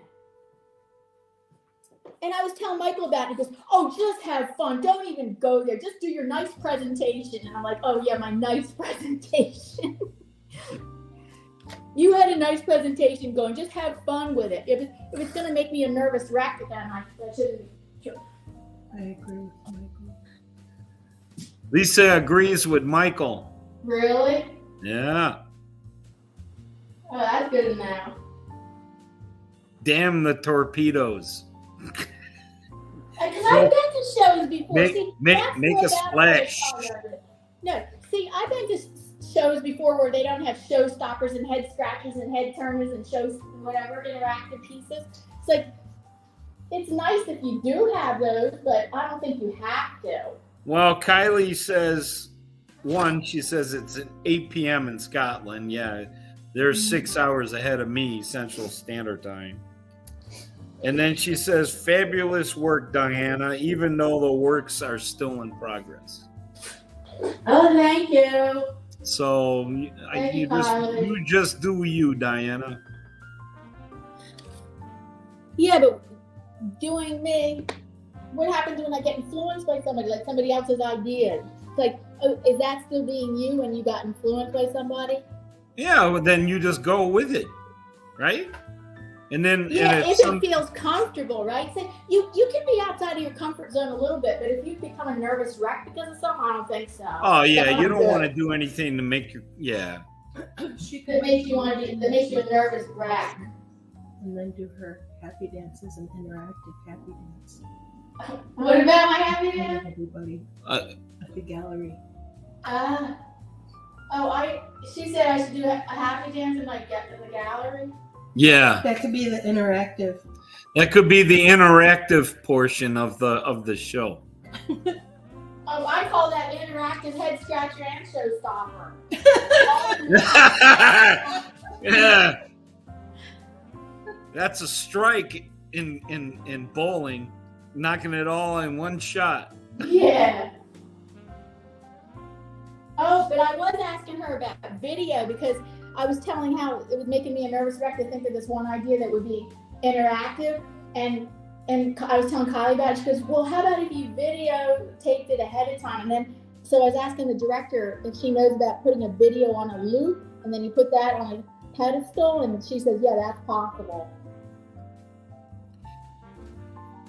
Kylie says every artist is influenced by others, but you have your own take on it.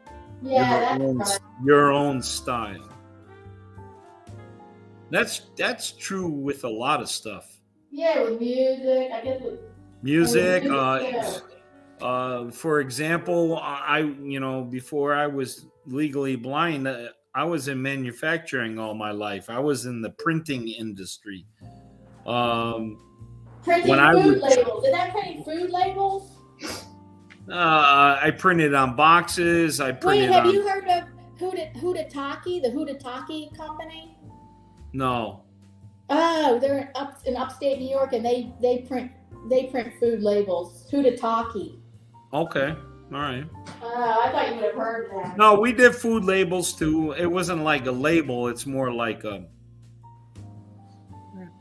wrap, not a label. A wrapper.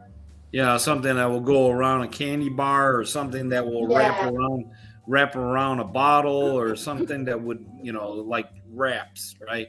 And then I also worked in corrugated, where I made boxes, like pizza boxes, so on and so forth. But the point I was trying to make was, when I would train a new individual that came onto my press,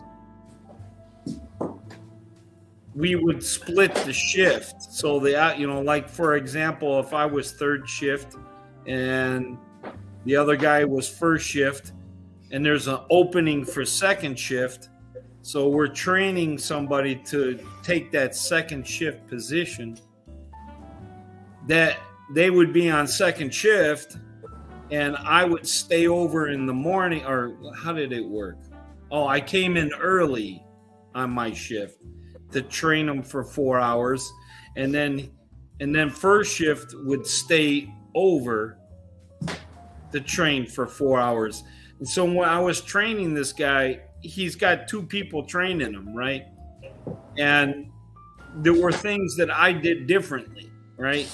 Yeah. The style, so on and so forth. There's, we're all making the same thing, but there's ways of doing it differently, right? Yes. So I trained him my way, and he was getting like a little confused and frustrated because so-and-so did this way. And I said, look, what I'm training you is what I do, what I like to do. It is not etched in stone. So you can take a little bit of what the other guy is doing, and then you can take a little bit of what I'm doing and combine them together and create your own style, your own way.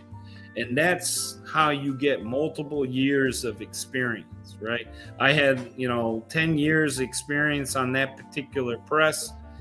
So there's 10 years there. The other guy, I had about the same, 10 or 15. So he was being trained with 25 years of experience. Right. So when you combine all that together, it's good. So just take whatever artist inspires you and then go, it's like a shot in the arm. It gives you some extra energy and inspiration to try a certain thing and then make it your own. So there you go.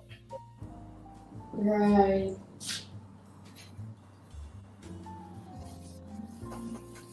Being narrow-minded is not a good thing. Yeah, that's true. I've run into a lot of stubborn people and they just do it one way and they don't listen. And,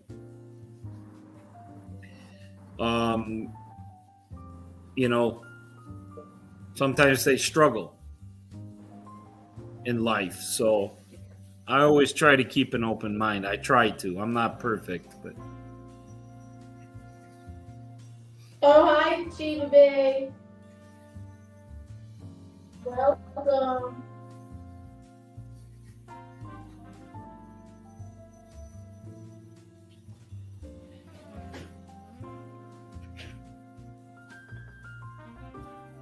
Oh, let's see. Kylie says every artist is limited. No, influence. Like you just, influence by others. Oh, yeah, that's it. But you have your own take on it, right? How are you, Sheila Bay?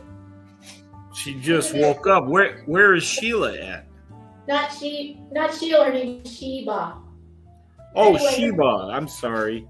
That's her channel name, but her name is Lori. Well, yeah, but I mean, okay, Sheba B. Where are you from, Sheba? Oh, yeah. She bought a little bit of artwork from me. I think she lives in, I think she lives in New York State. Am I wrong? What state do you live in, Lori? She just woke up at 3 o'clock in the afternoon. That's my kind of girl there.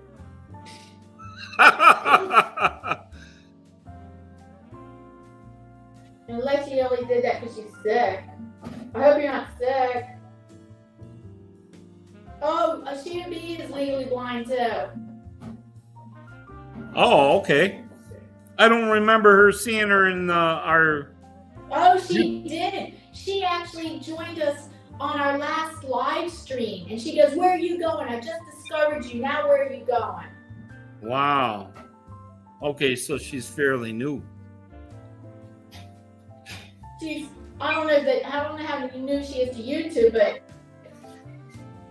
that I first met her in our last live stream for the YouTube blind community. Okay. That was earlier. Wasn't that earlier this year? When was that? So Sheba has a visual impairment? Yes. Okay. A VIP, a fellow VIP. Yes, Lori. Paul. Well, you might know that. I guess you know Paul because he was on our last live stream together, the YouTube blind community. Back in the spring, I think it was. Yeah, I'm trying to remember what our last show was.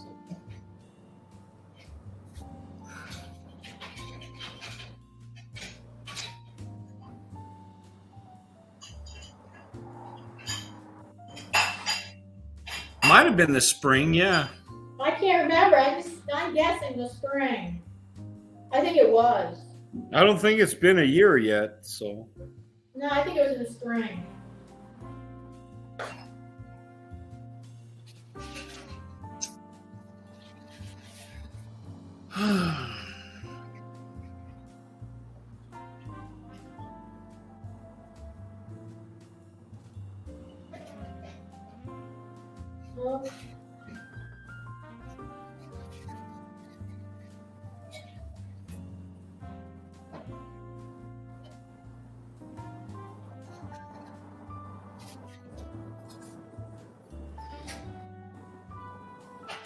Well, you're all talked out, Paul?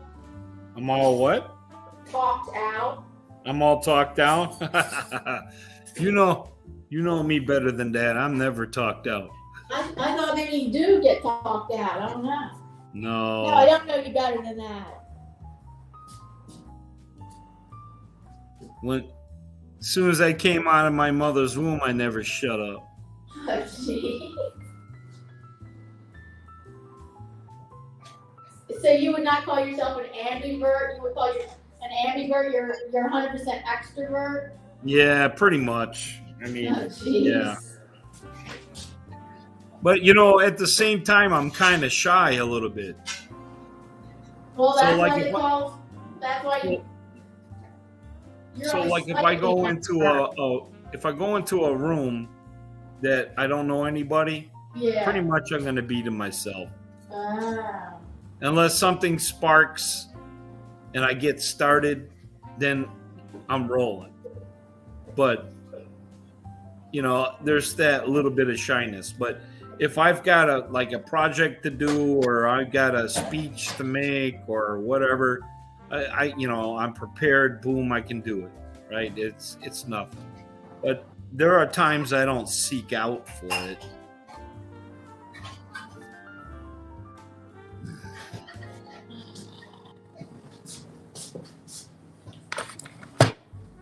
Kylie thinks it's funny. She's laughing at me. Kylie? Yeah, she thinks Oh, I thought Kylie had said goodbye, but she didn't. She's she's laughing because I can't be quiet. So how many thumbs up do I have? Oh yeah, let me hit the thumbs up.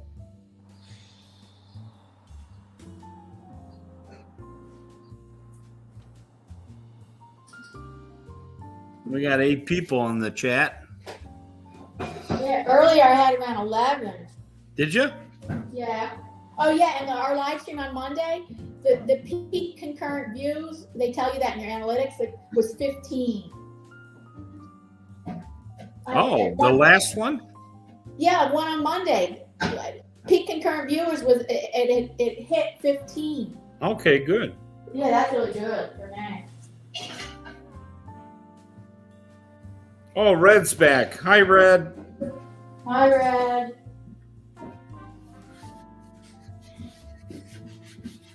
She's still kind of weepy. Her friend did a live about her.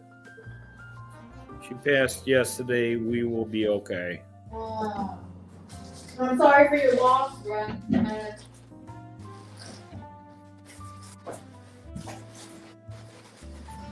Yeah.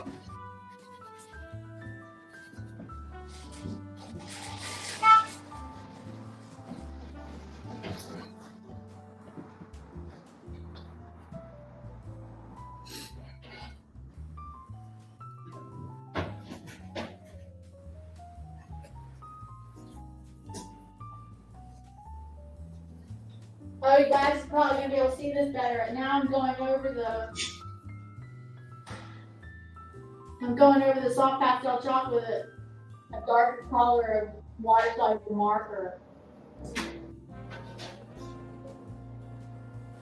What kind of marker?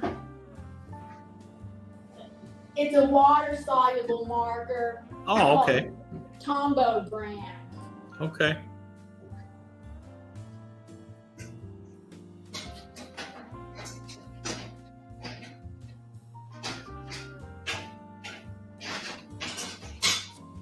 Do you get all your art supplies online, or do you actually go to a art store?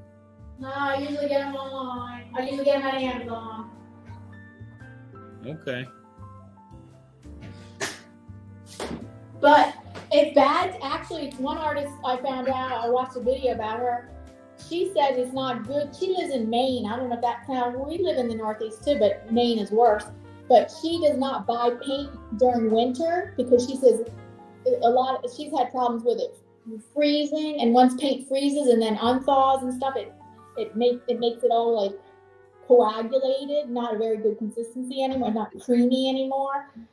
So then it made me start thinking like, oh, maybe now if I need paint during the year, during the winter, maybe I'm gonna go to Michael's for it.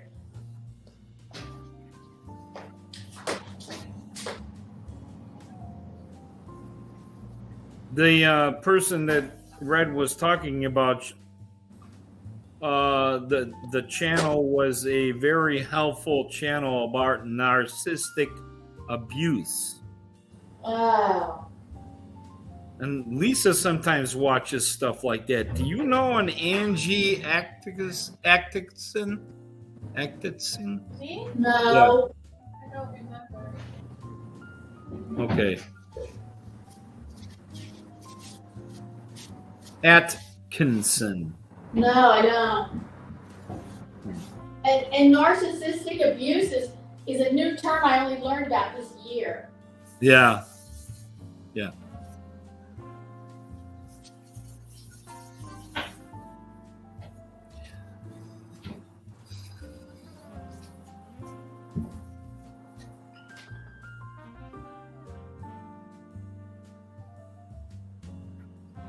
Yeah, it's good to know about it, you know,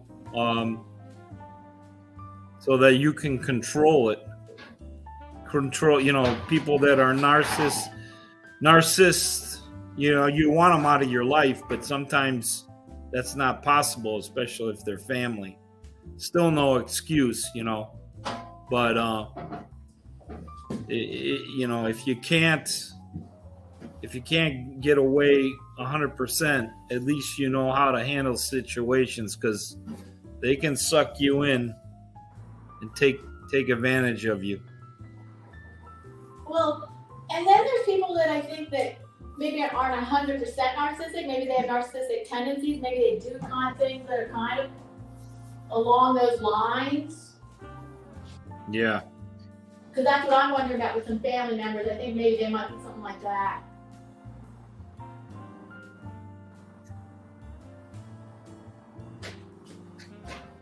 Oh, I said hi, Grayscale. Come on, dude. He says I must have Invisa chat on. Hello, Paul and Caps. Dude, I said hi to you a long time ago. It's all good.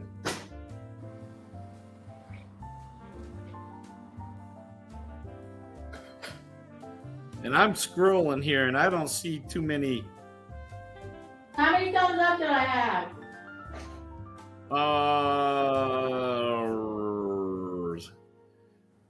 13, but don't go by that, because I've noticed that when I'm on YouTube watching live streams, it doesn't update. Like when I click on it, it'll say how many currently there is, but there might be more than 13 right now, and it's just not updating. I've noticed that a little bit. It happens to Lisa too. So it's hard to see what's current. Well, I refresh. I can't do it now, but I refresh. Yeah. I don't know how you would refresh on a phone. Oh yeah, on a phone. I mean, well, yeah, I can refresh the screen. It's a little thing. It's a little thing in the browser space, and it's over on the right on mine, and it's an arrow that goes around in a circle. Okay.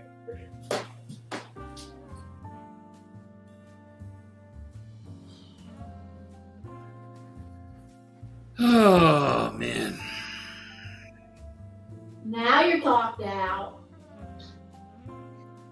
I hate the winter, you know. What about the hot summer?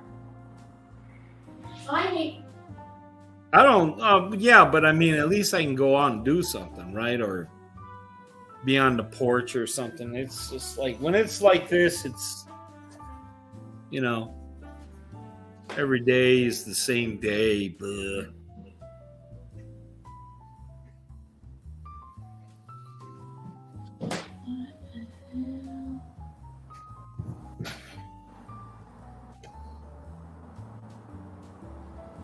Nothing to look forward to, not a trip or anything, you know. That's one thing about. Oh yeah, I heard recently that having something to look forward to can be really uplifting. So even little things in your day, like you could say, like the night before, you say, "What are 3 things I'm looking forward to tomorrow?" Like I guess you're gonna have to think the little things. Mm-hmm.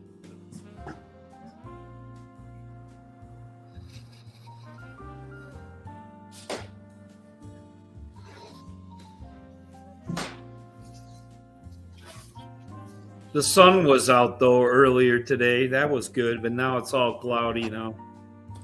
No, for us opposite. It was cloudy and then it got sunny. And it's what, 2:30 here, and it's with the clouds. It's just getting dark in here now.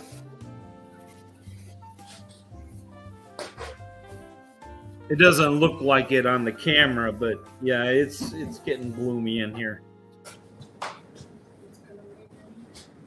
Lisa says it looks like it's gonna rain. I don't know. We had the rain this morning already.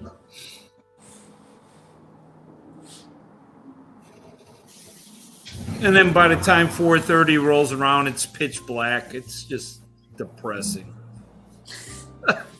Have you thought about light therapy?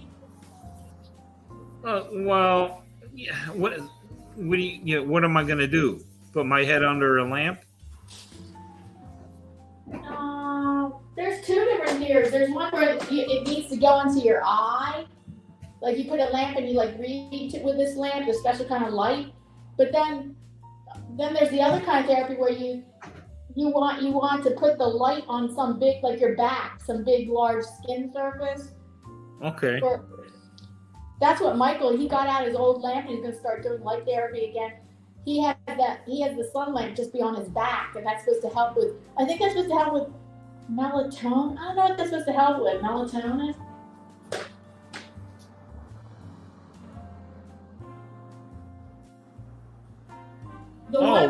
Red's in Denver. Yeah, I told you that. She's in Denver, Colorado. Yeah, because she says that she likes the summer too. But she actually loves the winter too, because now that she's in Denver, she loves to sit by her fire and watch the snow fall. I like looking at snow. It's so pretty, but I do not like navigating in it or cleaning it up, especially and all that. And then have the sidewalks stay icy forever, even after the roads are cleaned up. And then that interferes with what walking. I hate navigating it, but I love the way snow looks. No, navigating I sucks. like spring or fall. I don't like extremes of temperature. And I like late summer, which would be the month of September. I love the weather in September. Yeah, the fall is, I love the fall. The fall is the best. I actually like spring better, because then fall is like, oh God, but winter's coming. Yeah, because trees, the colors of the leaves are pretty, but they're gonna fall all off, and now the trees gonna be all bare. Whereas I love the cherry blossoms and the young and the light green bugs in the trees and stuff. June is a real nice month before it starts getting super hot, at least by us. For us, we did get some super hot days in June. I found May and September have really good weather. I like the month of June can start getting a little too hot. Like the second half of June, especially, it starts getting super hot. Yeah.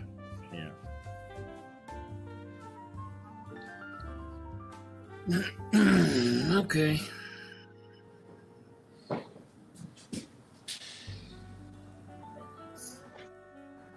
Kylie says spring is her favorite.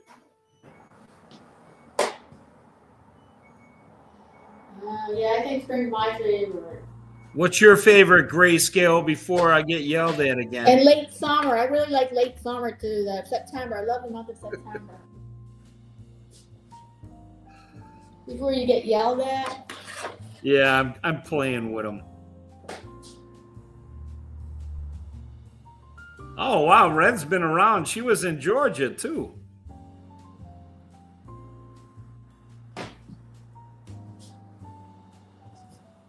Yeah, I felt that way in Georgia, Paul. Like, this is depressing and dark.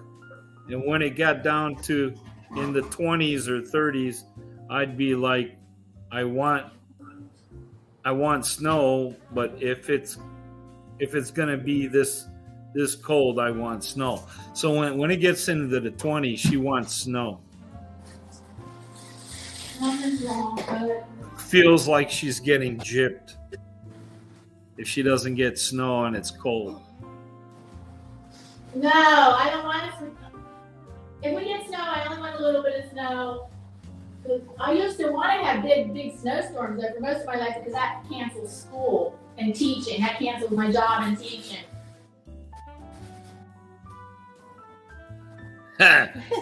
Grayscale likes any weather as long as he's alive to see it. That's one way to look at it, bro. Yeah.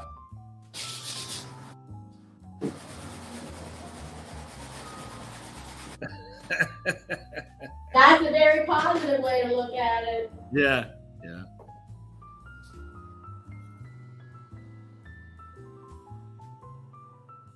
What do they say? If you're above ground, if you're above ground, it's a good day. Something like Yeah. that.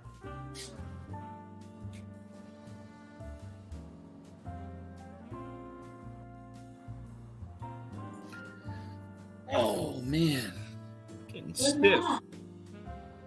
Huh? Stiff. I have, in the past year, I started to get painful arthritis. Hate it. In my left knee, and then in just the past few, and it's not my left knee, my left hand started a year and a half ago to where it came out as a blue, and I'm like, I've never had arthritis problems in the past, and then I had started working with a new trainer. I thought, so I had to get x-rays to see was it tendonitis or arthritis, and it's like, freak, it's arthritis. Painful. Some days worse than others, and then now in the past couple weeks, my right knee. Yep. Welcome to old age, Diana. I know, and I thought, that's too young to get it. But people in the chat, I was saying this earlier, people in the chat say, oh, their mother got it when they were in their 20s. Oh, Daslina said she got arthritis in her 20s.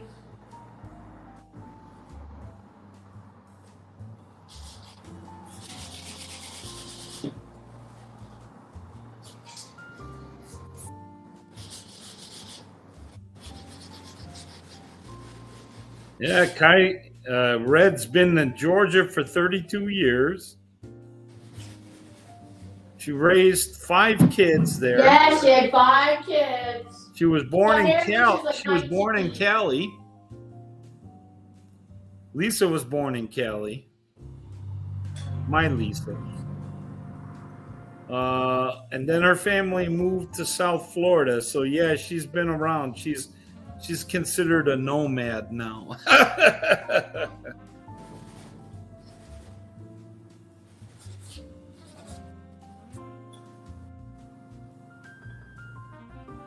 She just lived in the St. Louis area when she was traveling around in her RV. A lot of people do that. It's a lot of fun. There's a guy I follow on YouTube called Love Your RV. He's from Canada, from Vancouver. And he comes down into the south and goes into the desert of Arizona and New Mexico and all that, California, during the winter. And then come spring, he's back up. But he posts all kinds of stuff about RVing, maintenance, products, accessories. And then he shows all the travels of, where he's at when he's boondocking, where to go, where some places are cheap, where some are free. Yeah, that must have been fun, Red. That must have been a lot of fun.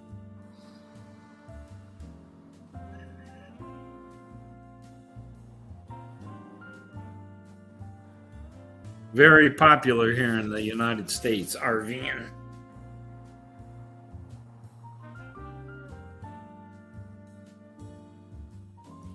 Some of these RVs, they're so nice. I mean, some of them are better than a regular house.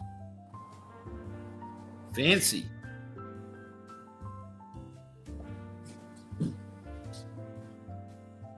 Well, I would have a problem with a small space you have to live in. For long term, it'd be okay for a little bit. Well, some of them are huge. No, My neighbors, They're on both sides half is still small space. my neighbors that just moved, they went down to Florida to live down there. They just sold their house and moved like a couple months ago. And they had one RV and then they got upgraded to a bigger one. This one has 2 queen size beds in there. So that's a huge. Yeah, and it's just a bed, but I mean, I don't know, but it's not the same as a full size house.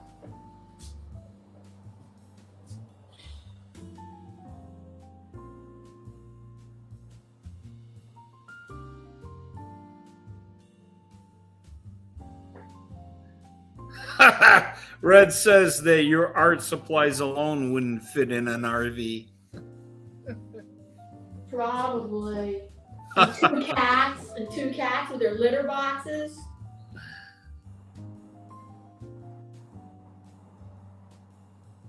Yeah, I know. That's the size of a Greyhound bus. It was a big vehicle, Grayscale.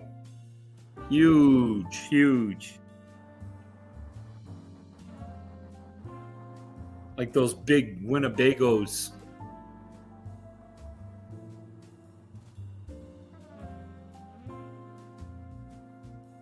So that's where they're doing. They're living in it right now at a park till they find a house.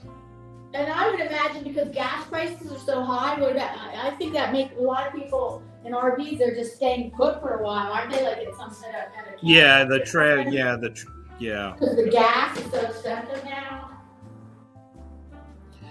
Well, I would imagine that somebody that can afford $100,000 RV probably doesn't care too much about $4 again. In other words, they're wiping their butt with $100 bills. You know what I'm saying? Maybe. Some of them, yeah.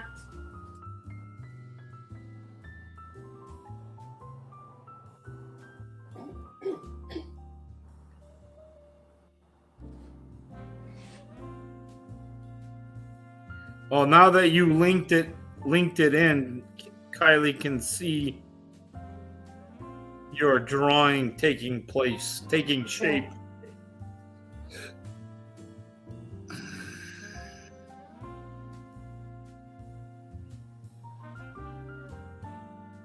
You know, you can put yourself on full screen so people can see. Everybody wants to see your pretty face. No, they don't want to see my ugly face. I've been through the ringer.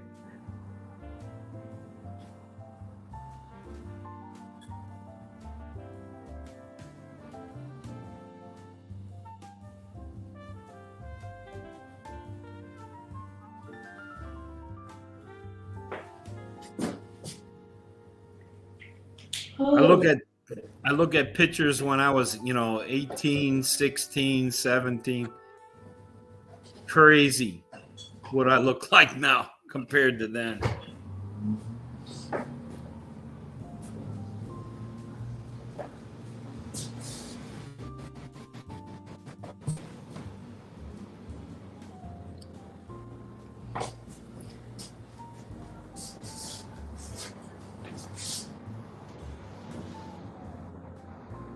Well, thank you, Kylie.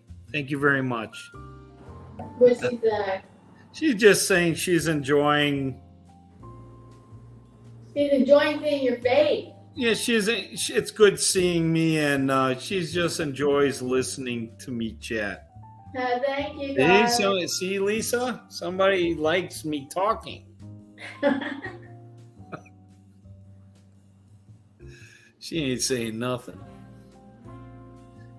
Oh, man. It's getting to almost 5 o'clock. It might be cocktail time. Oh, there you go. There's something to look forward to. It won't be as boring. Happy hour. Happy hour.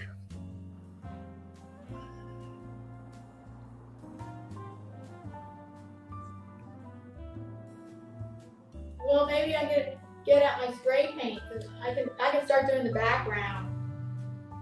Yeah, Grayscale says that size of a RV that I was talking about is 250,000. And he said it would cost about $1,000 to fill the tank. Oh God. Yeah, because you got to have a lot of gallons because it's like getting 7 to the gallon. 7 miles to the gallon.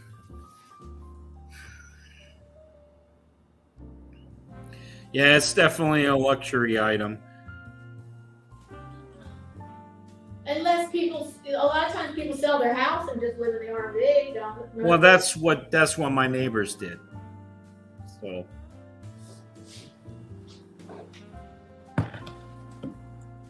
they're in it right now, and then they're just finding some property, and then they're gonna build.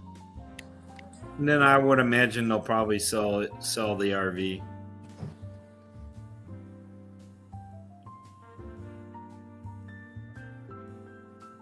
I always thought about that years ago, not so much now.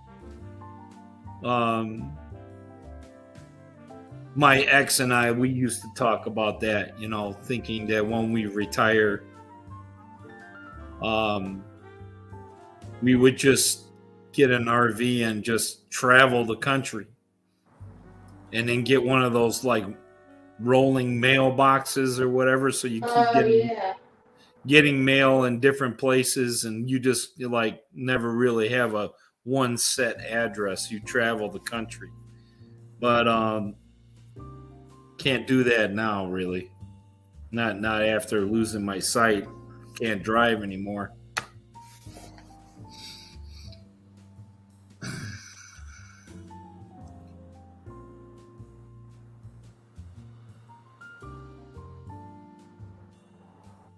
And I don't know if Lisa, can you handle those big RVs? Never tried. She's pretty good with a moving truck, I'll tell you that. I was impressed. Wait,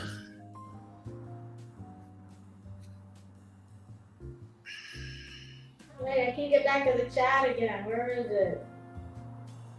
It's there. It's somewhere. Where?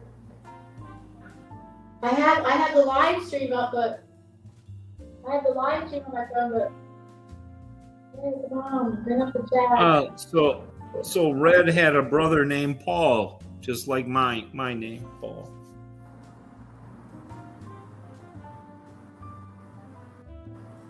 She says that he was burly like me. I'm burly and handsome. Oh Burly? boy, I got fans.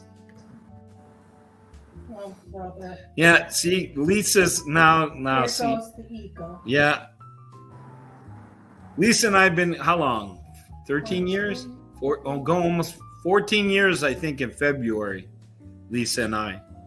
And 14 years ago when we were dating, she said I had the ego of size of Texas. Oh, She had to slow me down and, you know, train me, so to speak. You know how women train men. You know. Yeah, but it's not like you were married before. Well, yeah, I was married before, but still, I had an ego. My ego was. She's right. It was huge. I had a big ego. I mean, ego is good to have, you know, because you want to be perseverant and tenacious and move forward, but too much ego is not good either. You got to have a balance, right? Yeah, like the chakras, Diana, you know, that you're working on with art, the art chakras, and meditation, and how's that related to ego? my neighbors notice a difference in me. A difference since over the years, you mean? Yeah, I mean they, you know, I'm more of a, I don't know, mellow. Oh, but blindness probably has something to do with that too. Well, yeah, that too on top of it. You know, be humble and be appreciative of things. That kind of stuff. Try to mellow out. Don't take, But no, guess what? The ego can go the other way too. So you could have the ego where, oh, I'm the greatest, I'm the best, oh yeah, I'm the best. The ego also operates the other way. I'm the worst. Everybody, I'm horrible. And that's where my ego goes. I'm horrible. I'm not good enough. Like that. My ego goes that is going that way. Yeah. Very true. Very true. Like I said, we are our worst enemy. You got to love yourself. You got to love yourself before you love others. That's you hear that all the time. Exactly. But it's very true. So how do you love yourself, Paul? Well, you got to do things that you love and quit making excuses.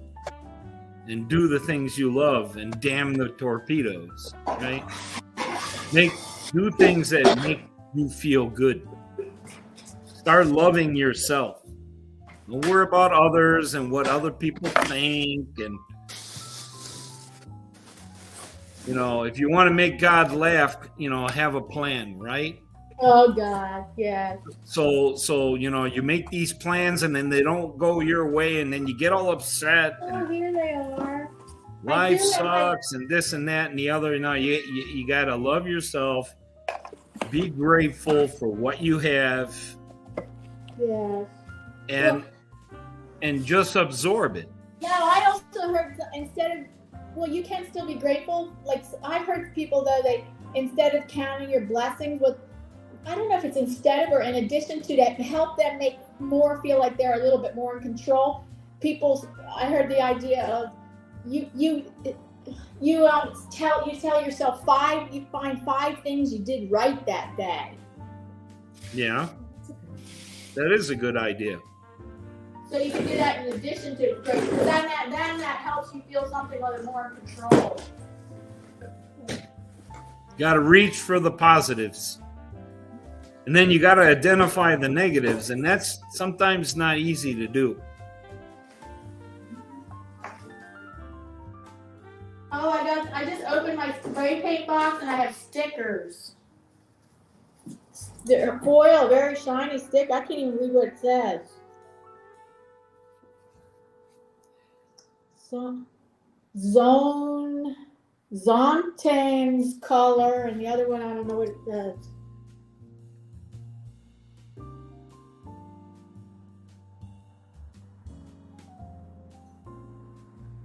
Where's the camera? Red and Kylie agree.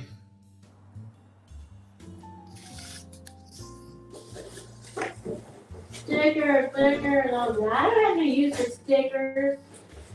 You guys, what should I do with stickers? You know, a whole bunch of stickers.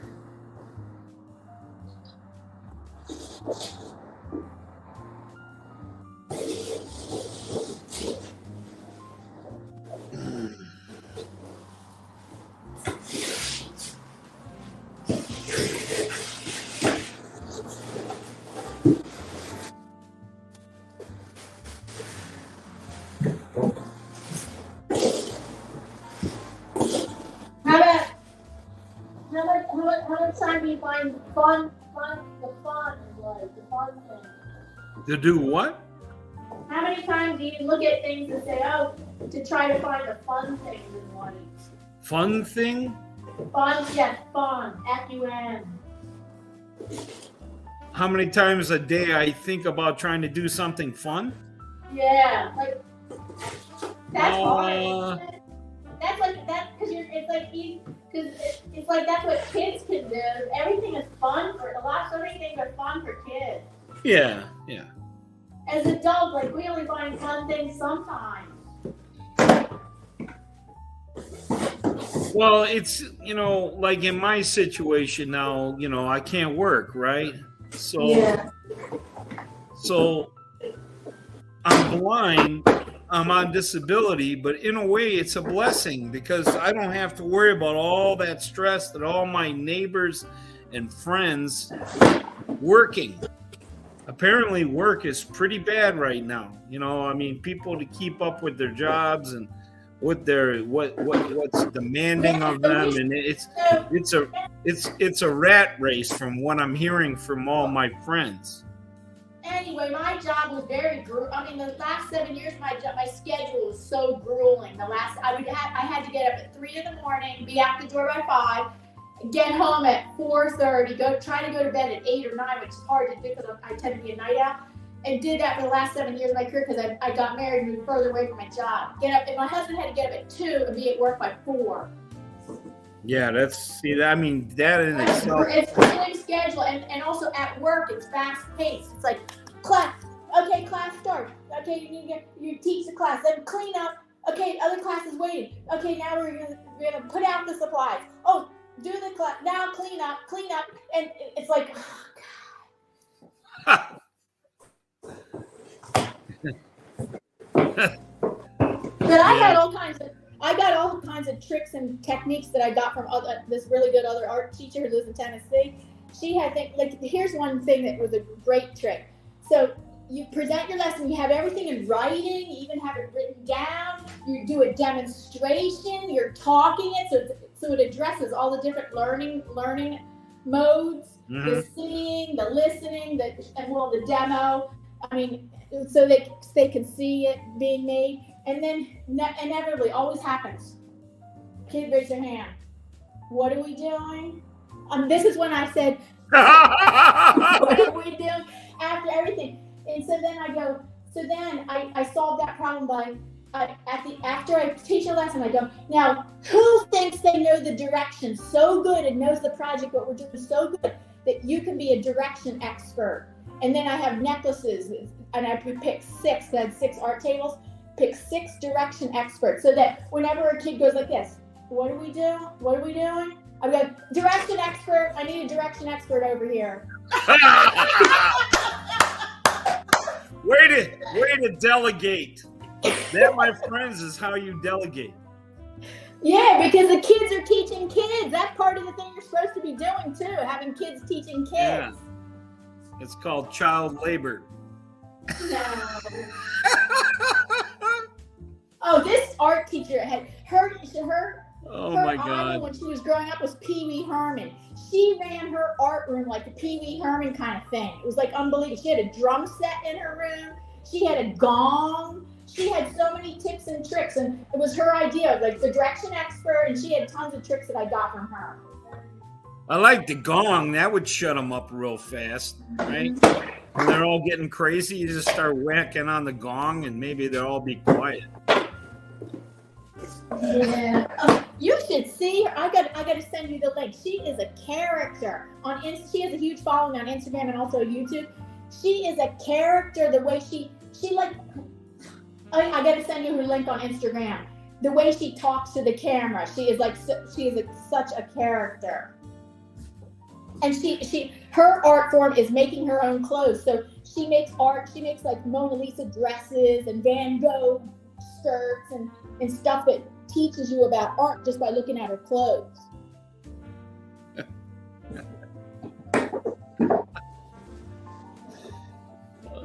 Everyone likes your ideas. I wish they were my ideas.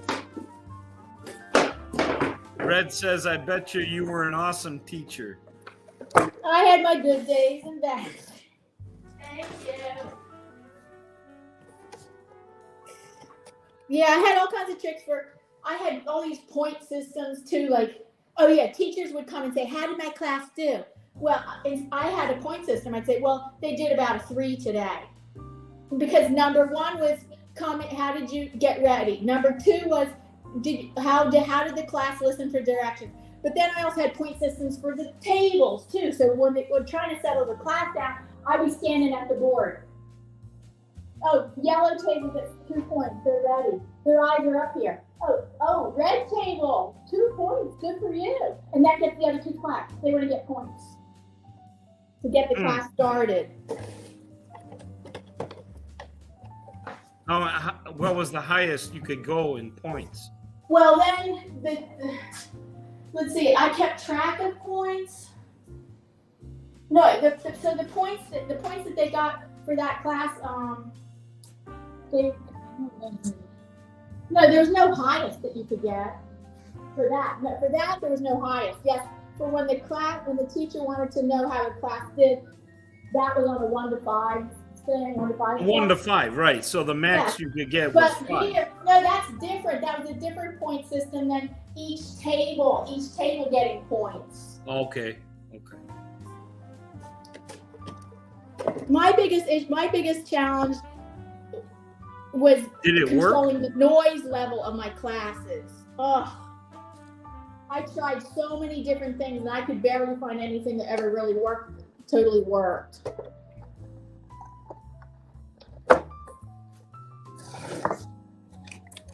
So that was part of the point system. If they stayed in the quiet, and that's why most classes did not get 5 points. Like when the teacher picked them up, most classes did not get a 5 because most classes were too loud. So they get 3 or 4. And it's something that they really didn't do well, then they get 2.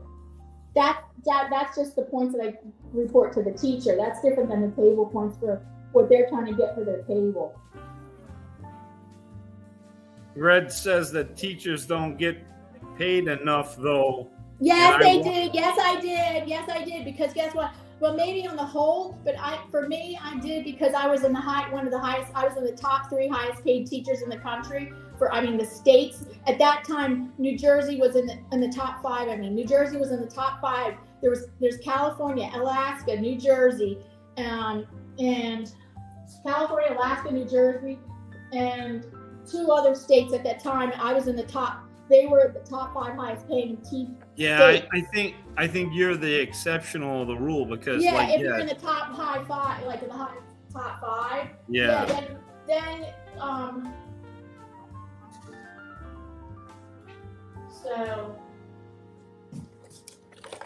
yeah, I have a friend who taught art in Arkansas, and I looked her state up. It's like in the lowest, and it was like, oh, when I found out what she was making, I'm like, oh my goodness, okay.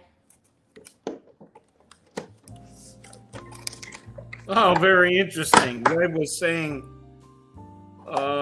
she was mentioning about her hubby, X. She said, I wanted to sub in my kids' schools, but my hubby, which is now her ex, said, no, they don't make enough money.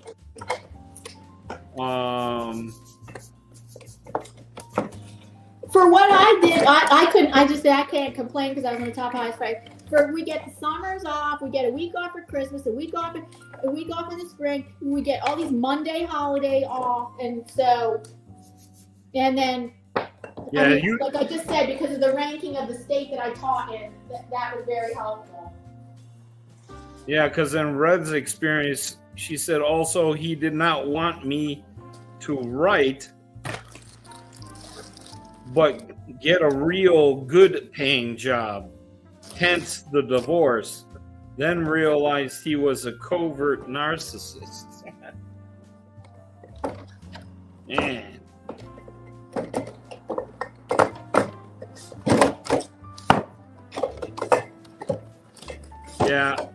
Yeah, Red, I agree. Yeah, she's been very blessed to be in the top 5 there for the country for teachers. So. And now I'm glad that I finished my 25-year career. I left it after 25 years, and now I just checked, and New Jersey is like, I think they're number 6. They're not even in top 5 anymore. Guess who's number 1? State number 1? Maryland. Grayscale. Wait a minute, hold on. Grayscale used to be a teacher? Maryland is number 1 highest paid in the country right now. State of Maryland teachers. Okay. Grayscale said when he taught, he got paid with cow piles and half-eaten grapes. Oh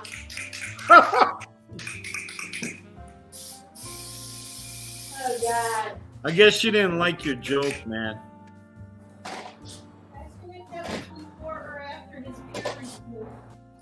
After his what review? Asking if that was before or after his peer review. Lisa wants to know, was that before or after your peer review?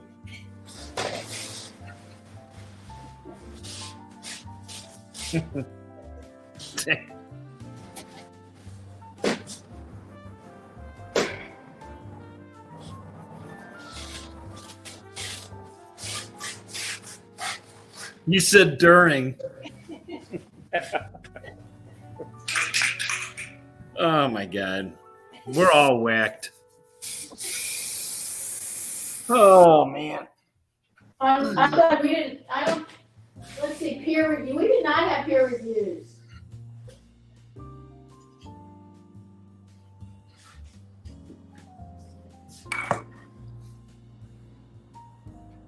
Oh, but the accountability for the teachers going up and up and up, like to the point where, like, the specialist teachers, that's music, art, phys ed, computer science, where we teach the whole school.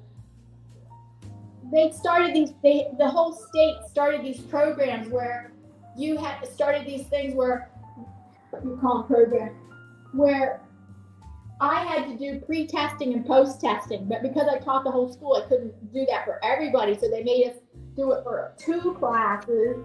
And you had to show that they learned, that their percentage of their pre-test and their post-test increased and improved over the year. Okay. I'm glad we only had to do it for 2 classes. But see, the regular classroom teachers, they had to pick one subject and then do it for that. But we had to do it for, luckily we had to only do it for 2 classes. Did you ever have to sub or anything? What? Did you ever have to sub? Oh yeah, then that happened a few times where, well, no, I subbed for when before I got a teaching position. I did do some sub teaching then, but then here's what can happen too. They had a shortage of subs some years. Yeah. So that the specialists would come in and they say, we need you to cover so-and-so's class all day. So then that means, oh, no art for the whole school, but instead I'm covering the 2nd grade class all day. And that just happens sometimes. I bet you were a lot of fun as a sub. I enjoyed it. I remember being in school when we got a sub. That was awesome. Oh, one time I had to sub for a bilingual class, meaning a lot of the kids in there didn't speak English that good. They were speaking Spanish, and oh my goodness, so I'm like, I had to depend on the kids that could speak English the best for like certain lessons. I'm like, I'm not sure what I'm supposed to be doing with this math lesson, and they go, this is how you do it. You go like this and this and that, and I'm like, thank goodness they're here.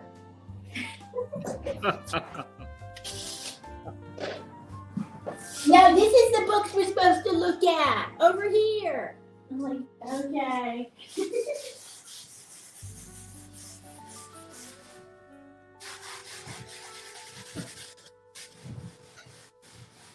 Oh, but then they think they can get, well, as you know, they think they can get away with stuff. So a fight happened in the coat closet. In the fight in where? Oh yeah, this was a 100-year-old school. So this particular classroom, a lot of the classrooms had these like a little room that off to the side that had a wall with 2 doorways in it, but it was like you be in there and you can't see what's going on, and so you have to like let one table at a time go in and get your coats, come out, go in and you don't want everybody going in there at once, but a fight happened. A fight happened in the coat closet. That wasn't good. They just have hooks on a wall now, don't they? What? I said coat closet. Yeah, I know that. But now they just have hooks on the wall. Oh, it depends what school. Like that was because it was a 100-year-old school. So the layout was weird. Oh yeah, that's what I mean. Like now Yeah, the modern schools. I never taught the modern school. For most of my years, I was in this 100-year-old building.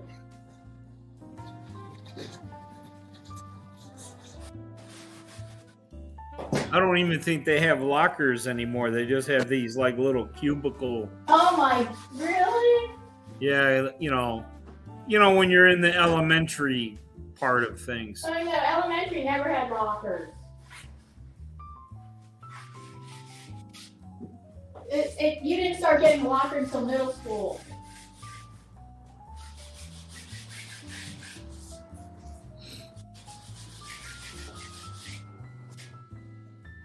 Well, you're coming right along with that. A little bit. Well, really think so? I mean, I'm using my spray paint, my new spray paint. It's my new treat, my new art treat to myself for Christmas, for December, since it's Christmas and my birthday in December.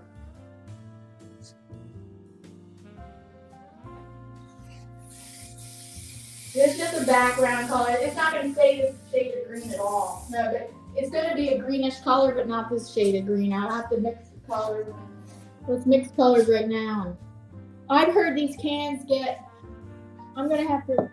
get clogged, and so when you're done using them, you got to spray them out into something.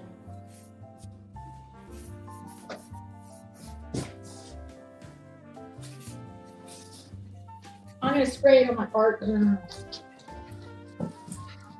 Yeah, it's not easy being a teacher, Red. Yeah.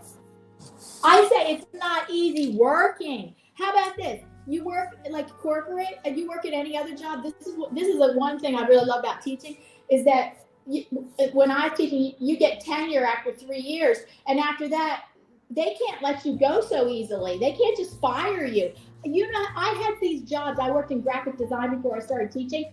And they would just let me go. One company, they hired me as a graphic designer. And then after 2 weeks, they go, I'm sorry, this is not going to work out. We thought you were going to take the job and run. I'm like, what? Then I work for this lady. Then I work for this. We thought we were just going to take the job and run. Sorry. And then just down the street, there was a lady that had her own little graphic design company. I worked for her for like a couple weeks. She let me go too. I forget the reason. And I'm like, there's no job security. And plus you hardly made any $7 an hour. It was horrible. So, like I was working with my therapist at the time. She really suggested, she goes, I really think you should consider teaching again. It's a good bread and butter job. And I'm like, okay. And I went back to school, so I got teacher certification. My master's degree in art education. And I did it, and it's good. It's because they couldn't lay me off so easily. They couldn't just say, "I see, this isn't working out. You're just gonna have to go." They couldn't just let me go so easily. You're funny, Diana.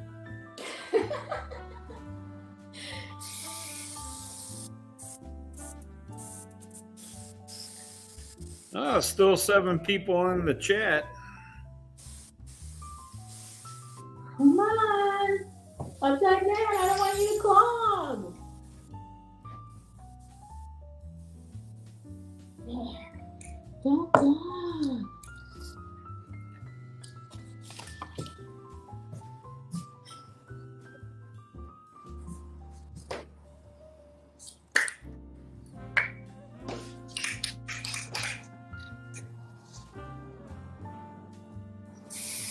Grayscale says, yeah, the bad ones I'd have to have a talking to and have them realize their path is not a good one. Exactly. I've heard teachers talk like that to kids, yes. And give examples. Some would see the light and come back. Yeah, exactly. He put tank me. I think you meant thank. Come back to thank me. Yeah, tank you would be like they came back and beat the shit out of you, Grayscale. What the heck?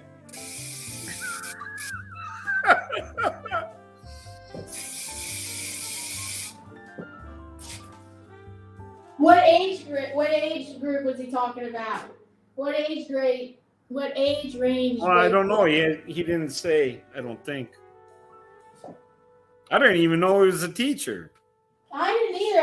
I knew I thought he did something else. It was in transportation. He's I thought he did mysterious. something. He's very I thought he did mysterious. something in transportation. He might be a government spy. You don't know. That's what Michael says about me. He thinks I'm really a Russian spy that I really can see. I'm like, what? He goes, you really can see. I'm like, no, I can't. He goes, I know. I think I hear you at night speaking Russian. And you're Russian. He thinks he's just joking, saying I look like a Russian spy.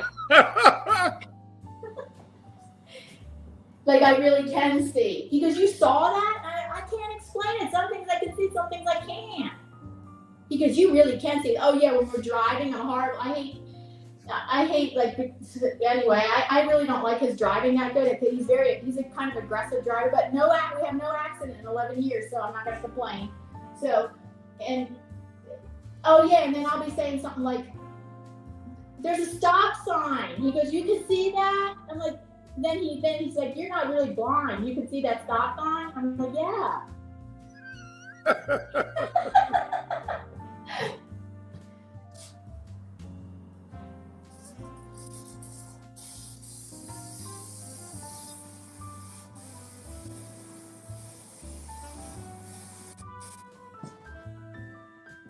He was in middle school and high school. Okay. That's big time there. Those are the big boys. Big boy.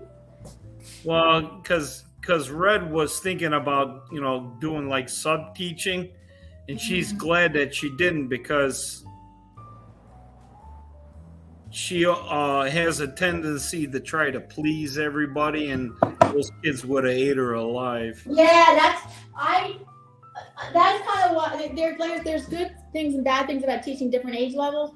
I kind of thought because I'm short, I'm like 5'1", and I kind of didn't like the fact that I'd be teaching these high school kids that were bigger than me. I'm like, oh, I don't like that idea. And then even though they were saying, some art teachers say it's like art teacher heaven in high school, and I'm like, I never had the opportunity. I never had the opportunity to teach in high school, so the opportunity actually never came up. But I might have tried it. I think I might have tried it if I could. But I thought the little kids were so cute, though. I mean, in many ways, they're cute. They can be annoying, but a lot of times they're so cute.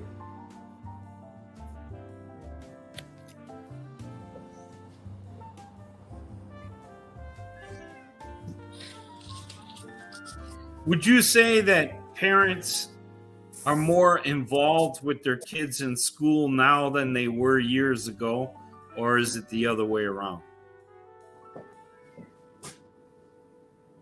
In my 25 years, you mean? Yeah, I mean, like in today's times, it depends, because I taught in the inner city, and I taught in a predominantly Latina neighborhood, and the Latina parents, they were involved with their little kids, with their elementary school age kids. Yeah. They kind of stopped getting so involved once they were done elementary school. I don't know, because I didn't really teach middle school. I didn't teach middle school, but that's what I heard. That's what I had been told. I didn't teach in the suburbs, and I don't know, and I think in different places that each it depends. Yeah. I heard though that let's say if you taught in the suburbs, you'd have the parents all over you. But this is what you should be teaching. You should teach this. This is how you should teach. You'd be having parents say that to you. Yeah. Well, that's what parent-teacher conferences are all about, right? See, we always had them like 2 or 3 times a year, and I didn't try to promote anybody coming to my room because I really didn't want to deal with a parent. I didn't really want to deal with any. I didn't want any confrontation. So I don't know. So the art room was down in the lower level, and it wasn't just a room that you passed by. You would have to make a point to get there, and so I hardly ever dealt with parents. Like I would, like when you have to dismiss kids and take them out in the playground. That's why I dealt with parents a lot then. I mean, Yeah. we might say a little something in passing. I might say something. They might say that. I did get to meet parents that way, but not during parent-teacher conferences so much.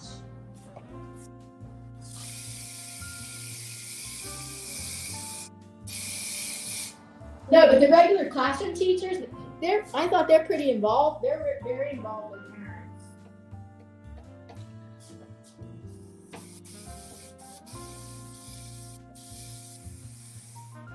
The reason why I ask is because, from what I understand, the teachers that I've known in the past, some people they say that the kids in the classroom are worse today than ever, right? Yeah. Well, that could also depend on where. Does that Suburbs, mean these rural? kids are not being involved with the parents as much? And are the parents not involved with the teacher and the process? Is everyone just passing the buck and not paying attention? Or are we all working together? I don't know. I think it also depends on, are you talking about I think things can happen differently than inner city, than in suburbs, than in rural. Yeah, that's true. That's very true. And where you are in the Yeah, country. when you get into the inner city, I mean, most of them are going to be single parents. They're working 2 jobs. They don't have much time to be involved with their own kids, for crying out loud. Because then in really rich suburbs, kids can be ignored too. They're being taken care of by nannies and stuff like that, and they don't see their parents because their parents they work super hard because they're high achievers. Yeah. I mean, a lot of people, they use the excuse, well, back then you were afraid to do anything wrong because you would have got beat, right? Oh yeah, and nobody, you cannot. See, that's what Michael growing up. He grew up in Catholic school. He got beat by the nuns all the time, like hit over the head with. Yeah. Now, I'm not advocating beating a child, but but back then in the 70s, so he would come home and say, well, the nun hit me over the head with a ruler and whacked me with a ruler, and the parents just goes, well, what did you do? What did you do wrong? And then I was growing up, the principal. Yeah, the parents they would support the teacher. Obviously, the teacher did. You must have done something bad, Johnny, because the teacher is not going to do that unless. Right. Yeah, so that's something, that kind of stuff. That stuff don't fly today anymore. Well, and it shouldn't fly because that is wrong. So, is it because of that why all the kids are out of control in these classes? Maybe or is it because there's less involvement on the parents and then the teachers and the parents together? Oh God, maybe there is no one reason. Yeah.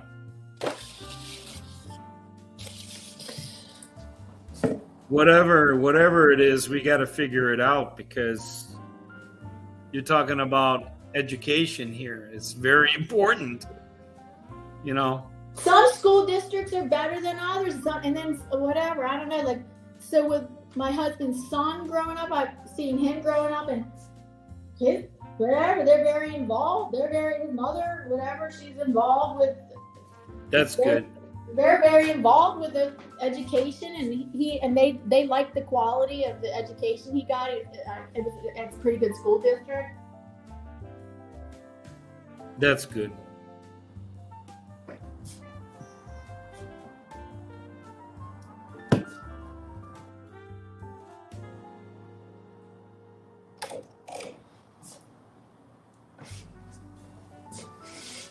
My sister, she lives in England, and she's a teacher, and she says the kids there in Europe, in England, they're horrible. They're really bad, and a lot very bad language too, and disrespectful. I don't think there's any one reason. There could be, I think it's multiple reasons.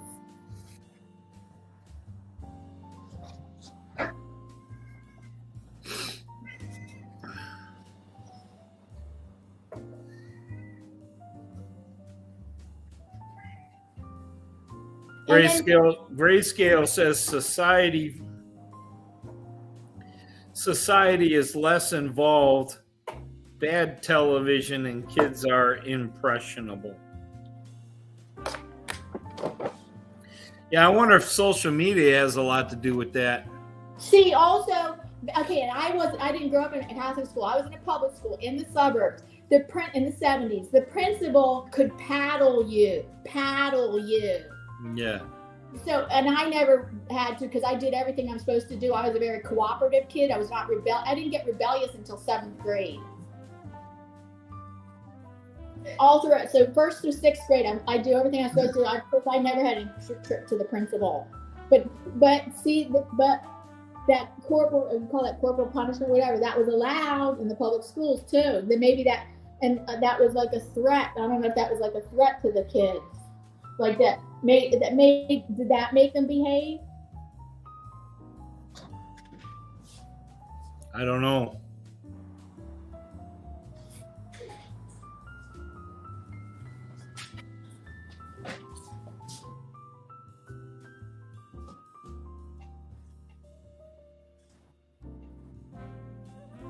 I definitely think that I agree with Grayscale with society and how things are evolving, but social media is one of them. I think you should limit the social media.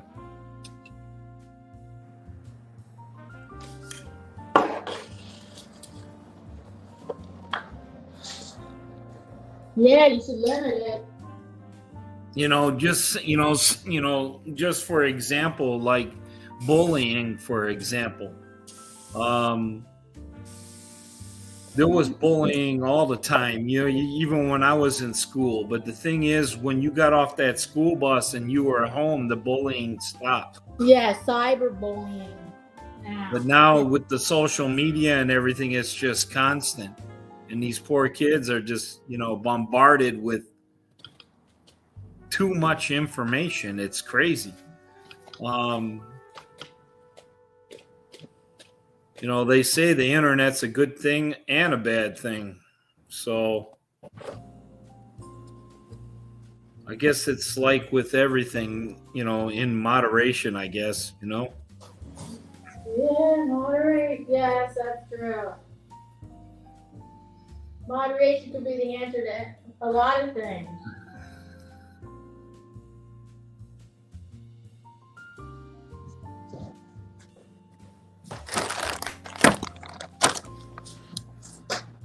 I remember the days where we had to go to the library and use a card catalog to find a book. Exactly. And look for the answers, not just go on the internet and get the answers and then turn them in,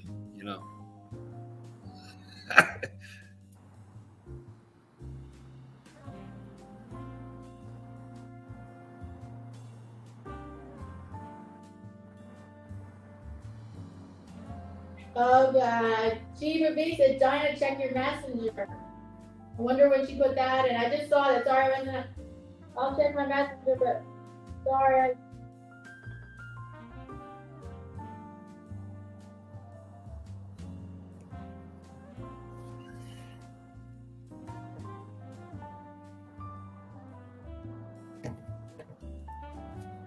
I don't know if I want to be a kid today. I really don't.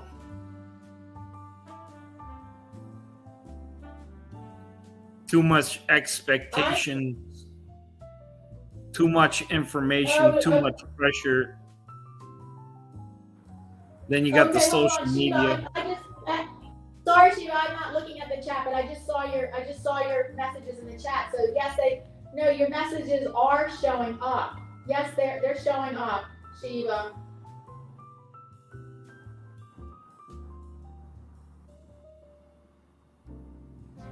Well, I'm sorry I missed Sheba. She was asking about Messenger.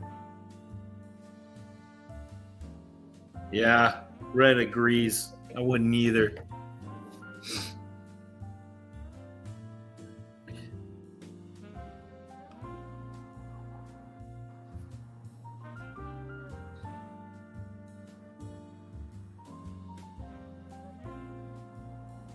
Okay, Steve, I saw your message and I see your message in the chat too.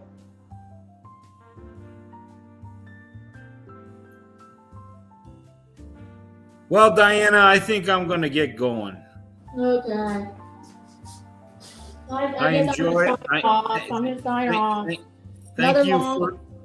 Thank you for inviting me, and thank you everyone in the chat, and yeah, thank Red, you. Thank Red, you, everybody. Thank you, Red, for subscribing. You don't have to sign off just because I'm leaving, Diana. I know, but I want to. I've been on long. Okay. Anthony said it's a lot of everything at the same time, Paul. Undeveloped minds taking all this mess in and nobody to help them sort and prioritize. Yeah. Did you hear that, Diana? No, is that I can read? No, I didn't read. Grayscale's last post. Okay, let me read it. Hold on. It's a lot of everything at the same time.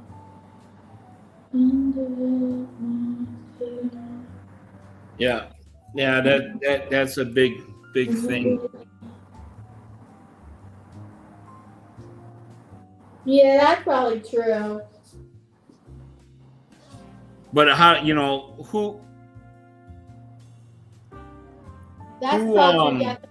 who helps them sort and prioritize? Their parents. What do you mean? So their parents. Well, parents, but also teachers and. Oh yeah. The whole system. That's what I was getting at. Well, one thing is that our schools are based on the factory school model. I think there's too many kids. I think it's too many kids in the class. I don't know, but that's another one. I mean, what would be an ideal education environment? Like maybe 15 kids in a class? That's might be what nice. Maybe everybody gets enough attention then. I think that's when I grew up in school. I think that's what it was, 15 kids. 20 maybe tops. Oh. I don't remember my classes being that small. I don't know. I think I grew up with the same factory school model where I think my classes were 20-25, and the normal class is 20-25. I don't know. Maybe 20. I think 20-25 may be too much. Yeah, you're probably right. They should change the education model, and they do that in private schools. Like in private schools, I think they might have smaller classes and stuff, but then of course you have to pay money for that. And yes, it all boils down to money, right? Right. If they had smaller classes, that means you have to have more classes, more teachers, pay higher taxes, pay for more, and then so that's where I think education can only do what they can do, because based on all that stuff, and parents have to step in where education can't do its job for different reasons. Yeah. Parents should take ultimate responsibility. They had the kid. They should have ultimate responsibility of the kid. This is very true. Very true. And the teachers work under certain conditions. Like, okay, I have to have 25 boys. They're making me have 25, 30 kids in this class. I'm doing my best job to deal, of course. And then that's that education model. Can a teacher ever really teach 25, 30 kids? I don't know if you really can. I don't know if that's really a good model, education model. No, the quality is not there. And then every kid learns at his own speed, And then then that's why the teacher has to address all the different learning modes. Like some kids are kinesthetic learners, some kids are audio learners, some kids are visual learners. And in our teacher training, they do have us do that. Like they're saying, you got to address all these different kinds of learners. There's visual learners. Are you addressing all the different learning modes? And I'm like, yeah. But this is what I think. You should go to school and get certification to be a parent. Yeah.